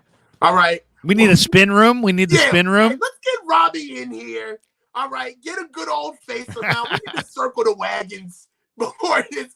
Having Robbie in would be a nice peace offering to the fans of like, okay, we got Robbie back. Like, that would almost kind of be like a little like constellation prize. Like, so like, yeah, I wouldn't be mad at seeing Robbie come back at all. And he's a leader and he brings continuity. I mean, it's crazy saying this about a kicker, but that's what culture is about. That's the human element of football. That's why you pay Kyle Juszczyk all that money. We pay Kyle Juszczyk. A lot of his money is because of the type of person he is, the teammate that he is, the glue guy that he is. He does his job, but at the same time, it's needed. And bringing on a guy like Robbie would be dope. It would be great. Nick Bosa remains unsigned. I don't know how you look at the beginning of the season, but man, if you're going to make this huge deal about you don't have time to develop Trey Lance, then you're telling me you're in a win now mode. And if you're in a win now mode, isn't it absolutely imperative that you have Nick Bosa signed by week 1? I think their PR with their fans takes a major hit if Bosa's not there week 1. Because you've told everybody you're all in on this year, and then you're gonna what? You're gonna not have your all-pro guy because you couldn't get a contract negotiation done in 2 years. You put this thing off. Everybody knew this guy. He gambled on himself. He won. He was the defensive player of the year. He had 18.5 sacks. Now pay the man. Record-setting money, big money. I realize the Niners love to get a deal. You're not getting a deal this time. So you know what? Get the deal done. If he's not there at Heinz Field, that is a major L for the Niners. As somebody once so eloquently put it, he's got us by the short and curlies. Like, we got to pay him. There's no way for us to move. There's no room. There's no contingencies. And I said this before, but for what he does,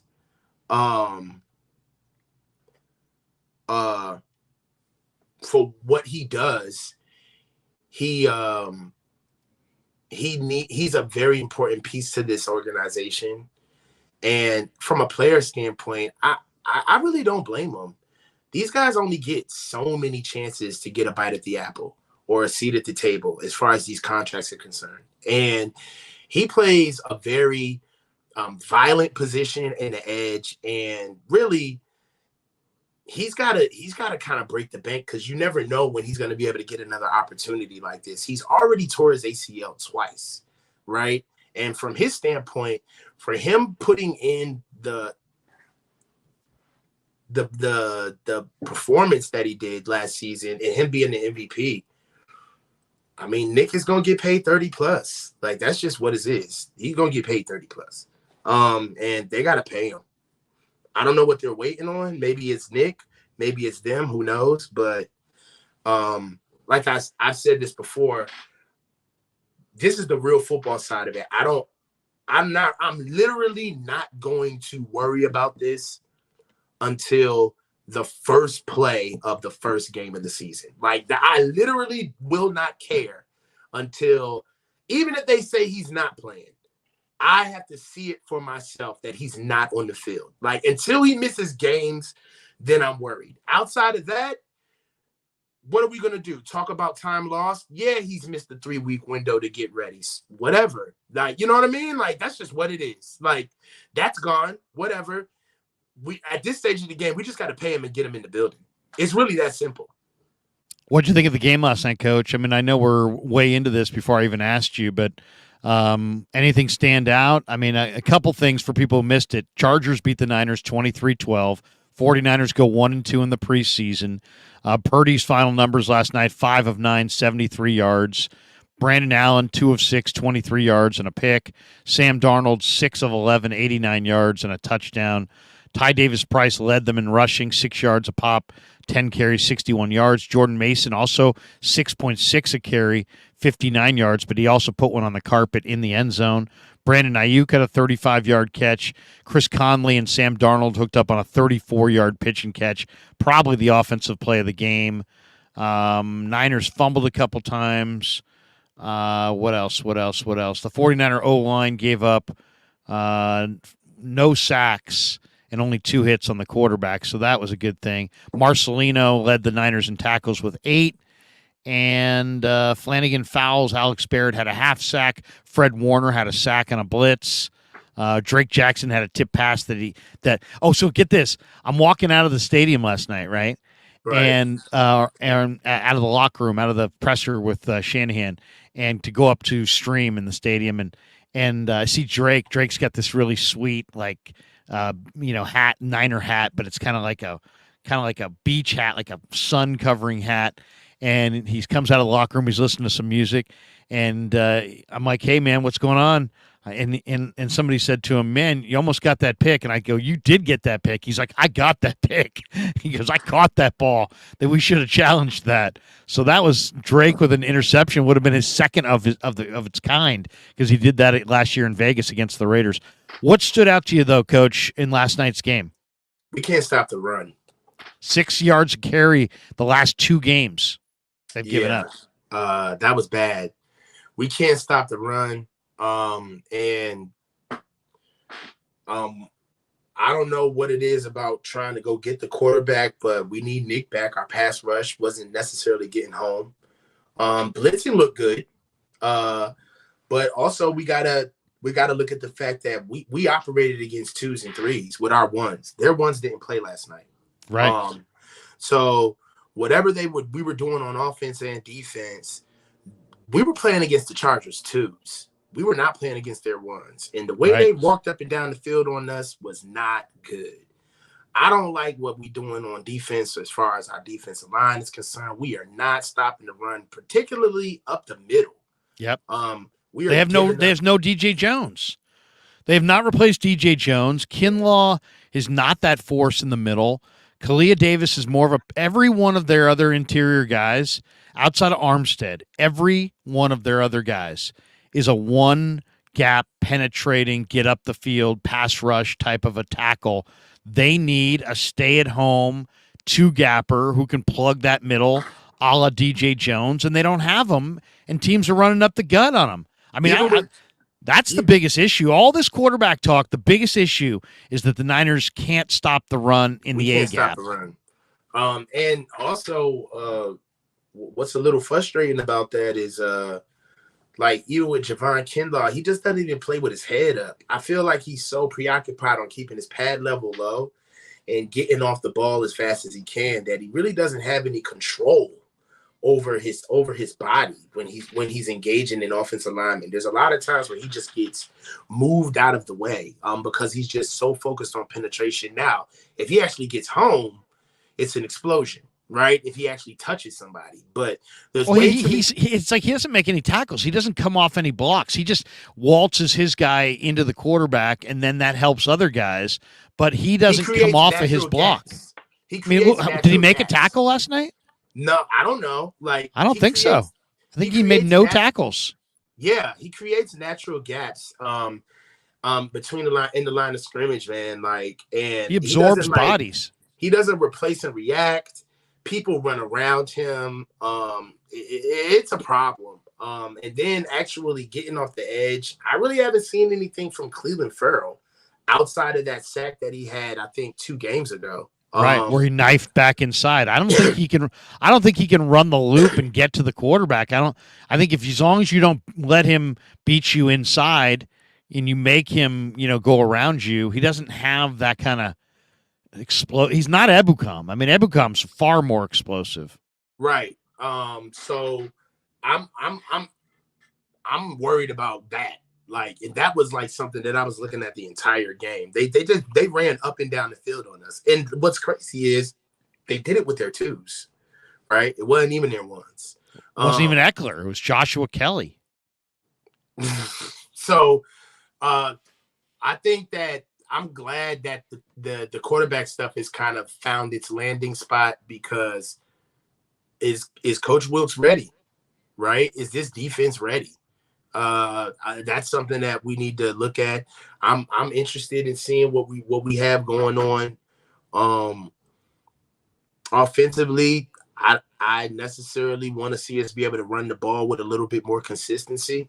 I'd like to see that, but that's really hard to gauge. I'm kind of giving the offense grace because they haven't been out there with Brock much, and it takes the offense way more time to get ingratiated than it does defense. So I'm giving them a little bit more grace, and we haven't seen them with Christian. I haven't seen Christian with the offense yet. So that's something that we're all waiting to see. So, and we haven't seen the offense with Trent. So right now, even looking at the defensive line, I can hear somebody in the chat saying now where you're saying that they can't stop the run and Nick Bosa's not back. Well, I understand that, but being gashed for the run consistently is an issue. That's not something one player can change. That is a systemic issue. So I am concerned about how they're going to bow up on defense. I'm concerned about who's winning the battle for our slot. I mean, I ain't forgot about Isaiah Oliver, right? A couple of good games ain't doing it for me, right? I know what I saw early on. So we need to see what Isaiah Oliver is going to do, what they're going to do with that slot position, that slot corner, that nickel basically position. And I'm concerned about that as well because there was also a play where it's kind of like he's just in no – there was a play where the Chargers scored and Isaiah Oliver was on the field and the quarterback flushes out right and he comes out and he just kind of like shadows him instead of tackling him. And he scored a touchdown on that play. You know what I'm saying? And it's just like, bro, what are you doing? Tackle him. And like that's when now obviously he's the other end of the Jimmy Ward spectrum. Ward would at times get too physical. This guy's not physical enough. Yeah, almost to the point where we're rewarding him for making open field tackles. That's like I prefer Quantrez. I think Quantrez is better.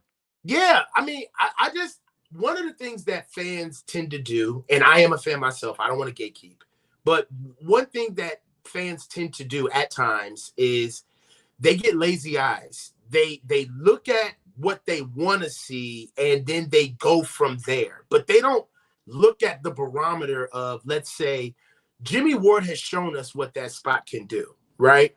So if I see anything below Jimmy Ward production, then that's what I'm going to look at.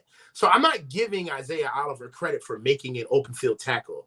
That's a layup in the Jimmy Ward world. You know what I'm saying? Like, That's a layup. So what Isaiah Oliver needs to do is he needs to raise to the occasion and understand that there is a much higher standard that predated you before you got here. And I'd just like to see a little bit more of that, because Jimmy showed up for us in a lot of ways defensively. And I'm just concerned about that area of our defense. A couple things on the game. I'm really worried about that interior tackle spot. I think they need somebody who can stuff the run. But I love the young linebackers. I mean, Marcelino had 8 tackles. He was everywhere.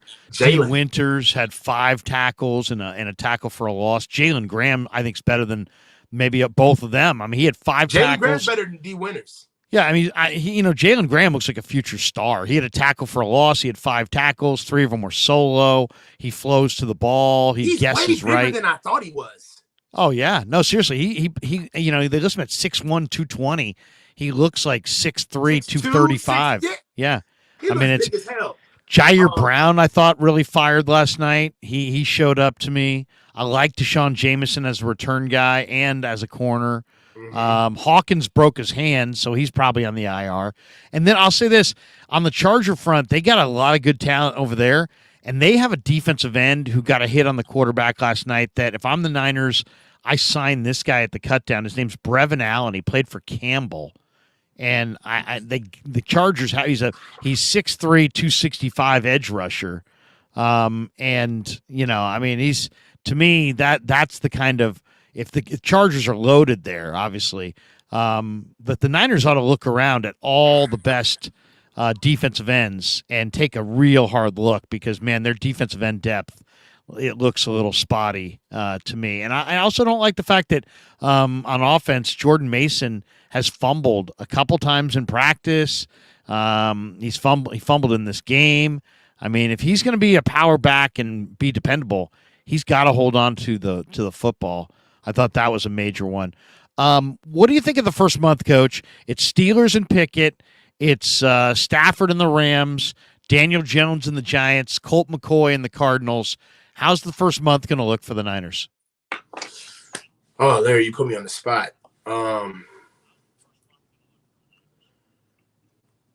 I got us winning 9 games this year. I know. Like 10 at best. And I got to see it first. And it's not our offense that worries me. It's our defense. The loss of D'Amico. The loss of D'Amico, the change of the defense, right? It's not, with Solid to D'Amico, it really was a seamless fit, right? There was nothing really that changed at all. It was just more of D'Amico's, more of his fingerprints on the defense. But I feel as though that with Coach Wilkes coming in, we're actually changing elements of the defense holistically. Like, we're blitzing more, we're changing packages, we're using different run fits and stunts up front. We look different defensively, and we've got a drop off in talent. We lost Jimmy Ward, we lost Aziz. We're trying to get some linebackers to step up. Nick is here. I mean, we did sign Javon Hargraves, but in a way, I kind of look at him as like an expensive, he's just an expensive appendage. I mean, I don't really look at him as like necessarily an upgrade until I can see he can stop the run. I kind of feel like we paid for an upgraded attribute that we needed with our defense. Well, you know what he is, Coach? He's an awesome player on 3rd and long, but can you get to 3rd and long? Thank you. I couldn't have said it better myself. That's kind of how I feel about Javon. It's like what we're paying for really doesn't happen until we get him in the situation, right? But can he stop the run and do all of the requisite things that a day-to-day defensive lineman is supposed to do at a high level? Can he do those things as well as give us what we need on the 3rd and longs? You know what I'm saying? So got to be able to anchor against the run inside. I think it's a major problem. They don't have that anchor piece inside. Yeah. I'd be looking at the cut down for some, one defensive plugger. I mean, Ioannidis played for Wilkes in Carolina last year. He's on the street. I'd be looking for any 2-gapping. You got to have one guy who plugs the middle if you need it, especially in a goal line situation, short yardage situation. This is a specialist field. If Kinlaw he's not going to sack the quarterback. He's got 1.5 sacks in his career. He's got to be a dominant run player. If he's not a dominant run player, he's not getting enough done to really probably keep his spot, in my opinion. I'm looking to see what they do with him at the cutdown, because he's looked really, really incredible at times, but he doesn't make a lot of tackles against the run, and he doesn't sack the quarterback. What's left? I agree 100%. So, I've been paying attention to our team outside of this whole quarterback shit, and defensively, I don't think we are where we were last year this year. I don't feel the same way about our defense as I did last year. Offensively, I feel better. I feel like we didn't have Christian last year. The quarterback situation was a lot more murkier. We ripped the Band-Aid with that. Offensively, yeah, we don't have the right side is to be, much is to be desired to figure out what Colt McKivitz is doing right now. But we haven't seen what Burford is giving us, and he's supposed to be, if not better, than what he was last year. And I tend to believe Coach Forrester when he talks about Colt McKivitz and he says that he's been as advertised. Coach Forrester doesn't really strike me as a bullshitter. Like, he actually tells us if he doesn't think a player is there yet. So offensively, the uptick of Debo coming in shape, Brandon Ayuk is having the best camp of his career. Jawan Jennings is slotted to keep his money, keep himself in a position where he can get the money that he needs next year.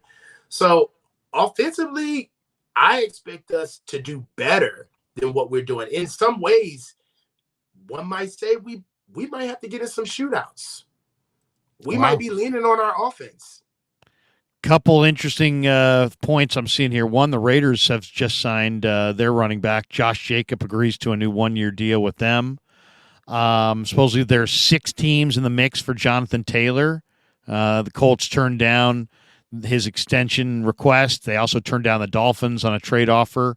There's talk that the Eagles and the Cowboys, maybe 2 of the teams, have interest in Jonathan Taylor. Should the Niners get involved in Jonathan Taylor just to block him from going somewhere else? They could probably get it done. Talking about, they just added another pick. They got 11 picks. You could trade one of your running backs and a second-round pick for Jonathan Taylor and make sure he's not in Philly or Kansas City or Dallas. I might do it just for the block. Get coaches thought. Hold on real quick. Keep talking. Go. I was just going to say the other thing I think is kind of interesting in the rumor mill. The Eagles this morning they've started to reduce their roster to 53 players, and according to Tom Pelissaro, Eagles are releasing tight end Dan Arnold. They're also waiving tight end Tyree Jackson, but the interesting name is of the ones they're releasing is Ian Book. And a lot of people asking, now that they don't have Trey Lance, they'll want to have a fourth quarterback. Will they take a quarterback, a fourth quarterback that, and put one on the practice squad? I would say look for that guy right there, Ian Book. One, he was in Eagles camp all summer, and he's a super smart kid. So there's always the intel steal of, what does Ian Book know about the Eagles from being in camp with them all summer? That would be an advantage. Also, he went to he's from El Dorado Hills, I believe. He's a NorCal kid from Sacramento. So, and he's a great guy. I've had Ian on the show before. He's an undersized guy who runs around and may not have a full NFL arm, but as a fourth string practice squad guy, the Niners love the Notre Dame angle. The fact he was just in Philly, he's pretty athletic and mobile and smart. Can operate the short game, the bootleg. In a lot of ways, he's kind of a younger version of Brandon Allen, but maybe with a slightly better upside. I could see Ian Book, by the way, being the Niners practice squad edition quarterback. We'll see at the end of the weekend. What do you want to see at the deadline, Coach? There's a lot of moving and shaking. The Niners, I think they've got some decisions to make on the D-line, on the O-line. Do they trade for a swing tackle? Do they bring back Robbie Gould? Do they try to they're in their Super Bowl window. And Coach, if they're in a go for it now mode, Jonathan Taylor may not be the dumbest move. Last time the Niners won the Super Bowl, let's review. Jerry, John Taylor, Brent Jones, Ricky Waters, bar none. The Super Bowl they won before that, Jerry, John Taylor, Brent Jones, Roger Craig, and Tom Rathman with Joe Montana, with Joe Montana, and of course Steve Young, the last one. They've had an awesome array of weapons when they've won. Dallas was awesome in the 90s. Why? Because of Aikman and Emmett and Michael Irvin and Novacek and Alvin Harper. They had different O-linemen, different defenses. But those guys who touch the ball mean everything. Mahomes, Kelsey in recent days, Brady, Edelman, Gronk. To me, the guys who handle the ball define your football team and win championships. And, going back to Peyton and Harrison and Reggie Wayne and Dallas Clark, and I just think that if Jonathan Taylor's really going to the Eagles, to me, I would give up my second round pick and Jordan Mason, or my second round pick and Ty Davis Price to Indy and acquire him and just say, hey, Jonathan, we'll give you a little raise. We'll talk about an extension at the end of the year, and then if he's good, keep him. If not, move on. I think it's worth it to block him from other teams. What do you want to see them do at the deadline? Or honestly, Larry, when it comes down to the cut down, I'm really interested to see what we do with our defensive, our DBs, because we have some people that we want to keep. Now, Hawkins just helped us out by breaking his hand. So that frees things up. I want to see Quantrez Knight make it, but I do too. I also believe that Jameson has created a role for himself as well. Deshaun Jameson. So yeah, I agree. Those are two guys that I feel like deserve to be on the team. But then again, what do you do with Darrell Luter? I haven't seen Darrell Luter on camp.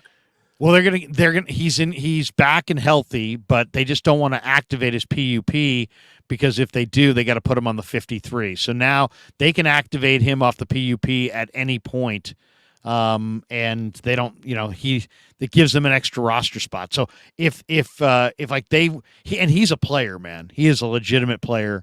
He's got size, he's got speed, he can play man, he's got really long arms. And there's no doubt he's healthy in my mind. I just think that they're stashing him because at this point, if you activate him and he practices even for one day, he's got to make the 53 or he's got to be on waivers. Right.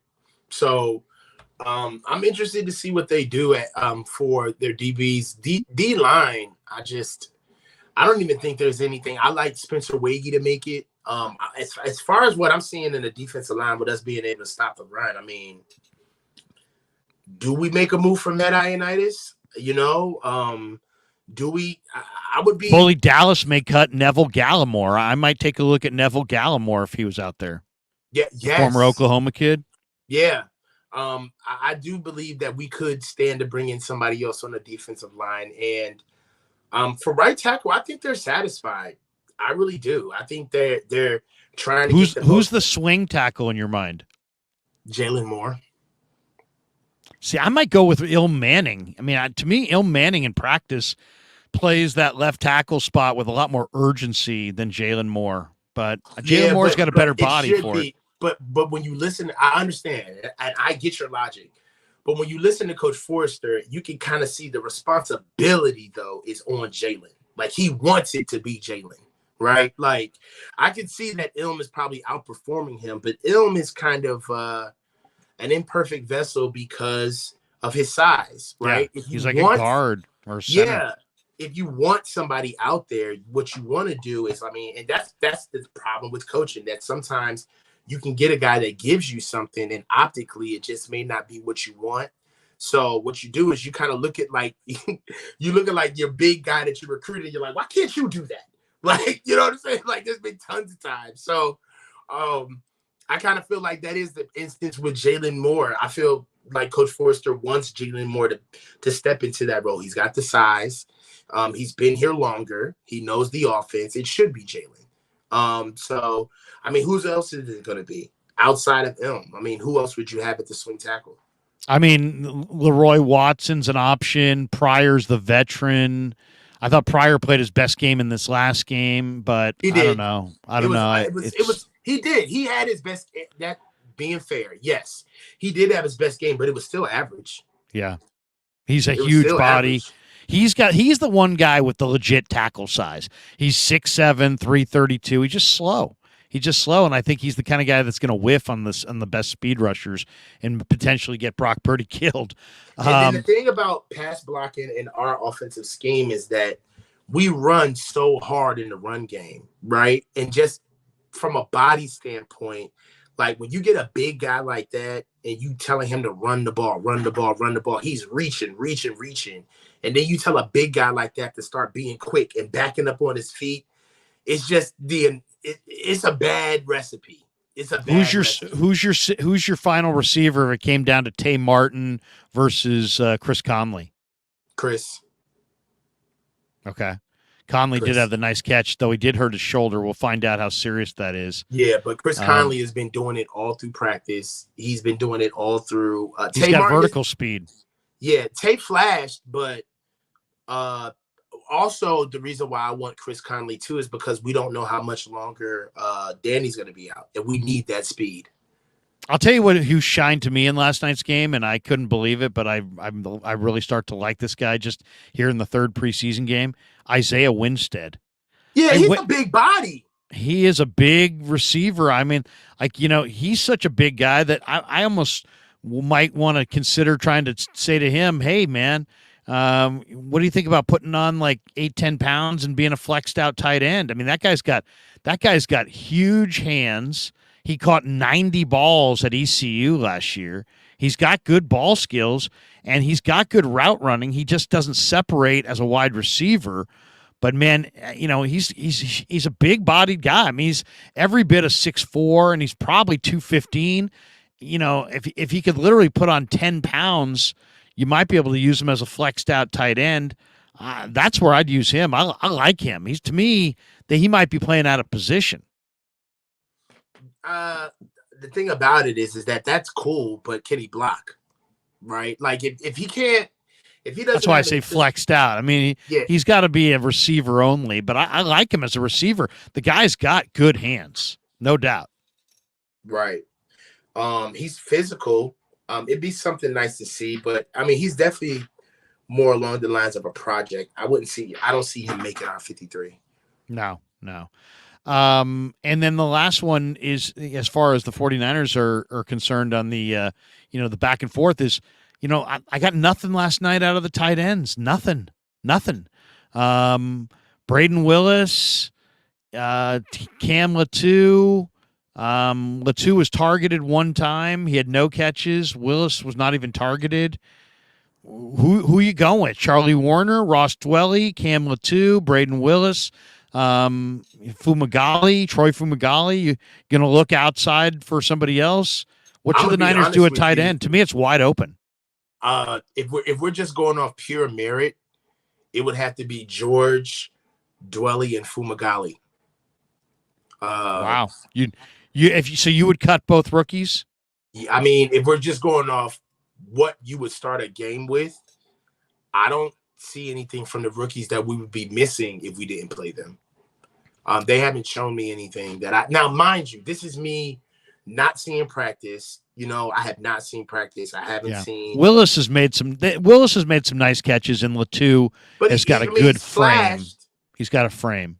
Yeah. Willis they like, and I think Willis they'll keep. Latu is a little bit of a projection. You know what I mean? It's a little bit of a projection. He doesn't do it consistently. You may want to go with one of the veterans. I like this year. I think Fumagalli's had a better camp than Charlie Warner. Yeah, no, that's a good call. I think Fumagalli, is a better natural receiver. Bass says they were going the way they were going. We're going to end up with Brett Maher. Oh, God, as the kicker. We got this one from Niner Cali Boy. If this is true, a Super Bowl season, right guard deserves a ring too. Right guard? No, who's RG? Robert Griffin, yeah. Pissed off, brother Bob, Kev, and Purdy's pimp / pig in a pickle. If you go to that game in LA, let's meet up at SoFi. Tequila shot on me. Damn it. We'll download the 97.5 The Game app and listen to the Montana interview. You got me. He's Pig on in a you. pickle. Pig in a pickle. I'm going to say pig in a pickle instead of Purdy's pimp. Niner Gold says Robbie left or before the trade deadline. $2 million win for him in 49ers. Robbie before the trade deadline. How about if you want to get things going? How about Robbie right now and trade Zane Gonzalez and put Jake Moody on the IR. Pissed off brother Bob. Kyle trades for a kicker and drafts one, but have zero. Yeah, I mean seriously, that whole kicker problem is kind of a major deal. Bass _ Spokane Niner fan. I heard a story that Chris Jones and Bosa are playing chicken to be the highest paid player. I mean, I feel like that's kind of the energy that everybody sees right now. But really, yeah. Well, that's a mess because Jones says he'll sit out 8 games. Pissed off brother Bob says Notre Dame 7, Navy 9 in Dublin, Ireland. New quarterback. Oh, that's on today. That's right. I got to go watch that. I love me some college football. And Ty Budd says, Coach, elaborate on what was interesting by the team that were interested in Trey. What is the contrast in their offense? Seems like you were aiming at something specific. You mentioned that ball downfield. You're talking about Buffalo, Dallas. Buffalo, Dallas, Miami, the Ravens, the Saints, and Atlanta.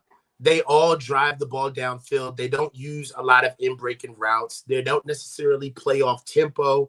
I mean, not off rhythm, but tempo. They like to play a lot faster. They all have athletic quarterbacks or tend to have quarterbacks that know how to get outside the pocket, but deliver the offense from the pocket. I just believe that they move, and it's West Coast. It's West Coast offense, right? The Buffalo, the Ravens, Todd Monken, the boys down at Dallas with who's over with the Bills? Isn't that Ken Dorsey? Ken Dorsey's the OC. Yep. Yeah, that's local West Coast. Kid from Miramonte High School here in the Bay. Yeah, that's West Coast offense. That's really what the offense that they run. So really, I believe that the teams that wanted Trey are looking at Trey's arm talent, him getting the ball down the field. And that's what they want to see in him. I believe that's what they want to see what he can do. Thanks to all of our sponsors, New York Style Italian Sausage, Marin Auto Glass, and check out, and of course, Pig in a Pickle, the best barbecue in all of Northern California. Check them out in Emeryville and Corte Madera from 11 a.m. to 8 p.m. or until they run out. Get the brisket chili. Go say hi to Damon and Mary. Tell them that Larry Krueger sent you. Notre Dame's up on Navy 14-0 second quarter. And we should tell you about our brand new sponsor. Check out our brand new sponsor, top corner there. Underdog Fantasy. Click the link in the description and sign up using the promo code Krueg, Krueg, and they'll match your first deposit up to $100. That's right, a free $100 courtesy of us. We'll be using Underdog Fantasy every week this football season to do fantasy tournaments with our listeners online. So join up and hit that promo code Krueg, and they will match your first deposit up to $100. They're giving you $100. Just because you were watching the Krueg show. So once again, promo code Krueg at Underdog Fantasy, Krueg. All right, Coach, you got any big plans? Have you run Hannibal yet this morning? No, I gotta go run him. He's sitting here anxious. And we getting ready. Labor Day's coming up, man. Football season's coming. College is going. I'm getting excited, man. It's getting time. Let's see. Did I get all these? Let me see. I think I got all these. Bosa. Do we throw this one out there? Pissed off brother Bob, Notre Dame 7-0, and Ty Budd just dropped this one. Oh, that's the one we just did. We have this one we didn't get to from Ty Budd. No, we got that. Oh, we got that one. We did. We got them all. All right, Coach. Good stuff, man. Have a great Saturday. Thanks to everybody. Thanks to Pig in a Pickle. Oh, by the way, our numbers here as we are, we went a little bit over 2 hours here, but the channel today during the show went over 22,000 subs. We're at 22,045. Thanks to all of you for supporting the Krueg Show. If you want merchandise, you can go to the store. And there's like 15 different items that you can buy. And if anybody orders an item, I do a personalized video for them. So, Coach, have a great Saturday. I'm off to Costco to shop for, That's the real battle, man. Trying to get through Costco on a Saturday, and it's just like, oh my goodness. It's like, Bowing it out. Yeah. Have a good one, Coach, and thanks to all you guys. Appreciate you. Yeah, never met a man I've been scared of. Careful, you gon' get exactly what you asked for. Here for whatever you bring me, getting handled.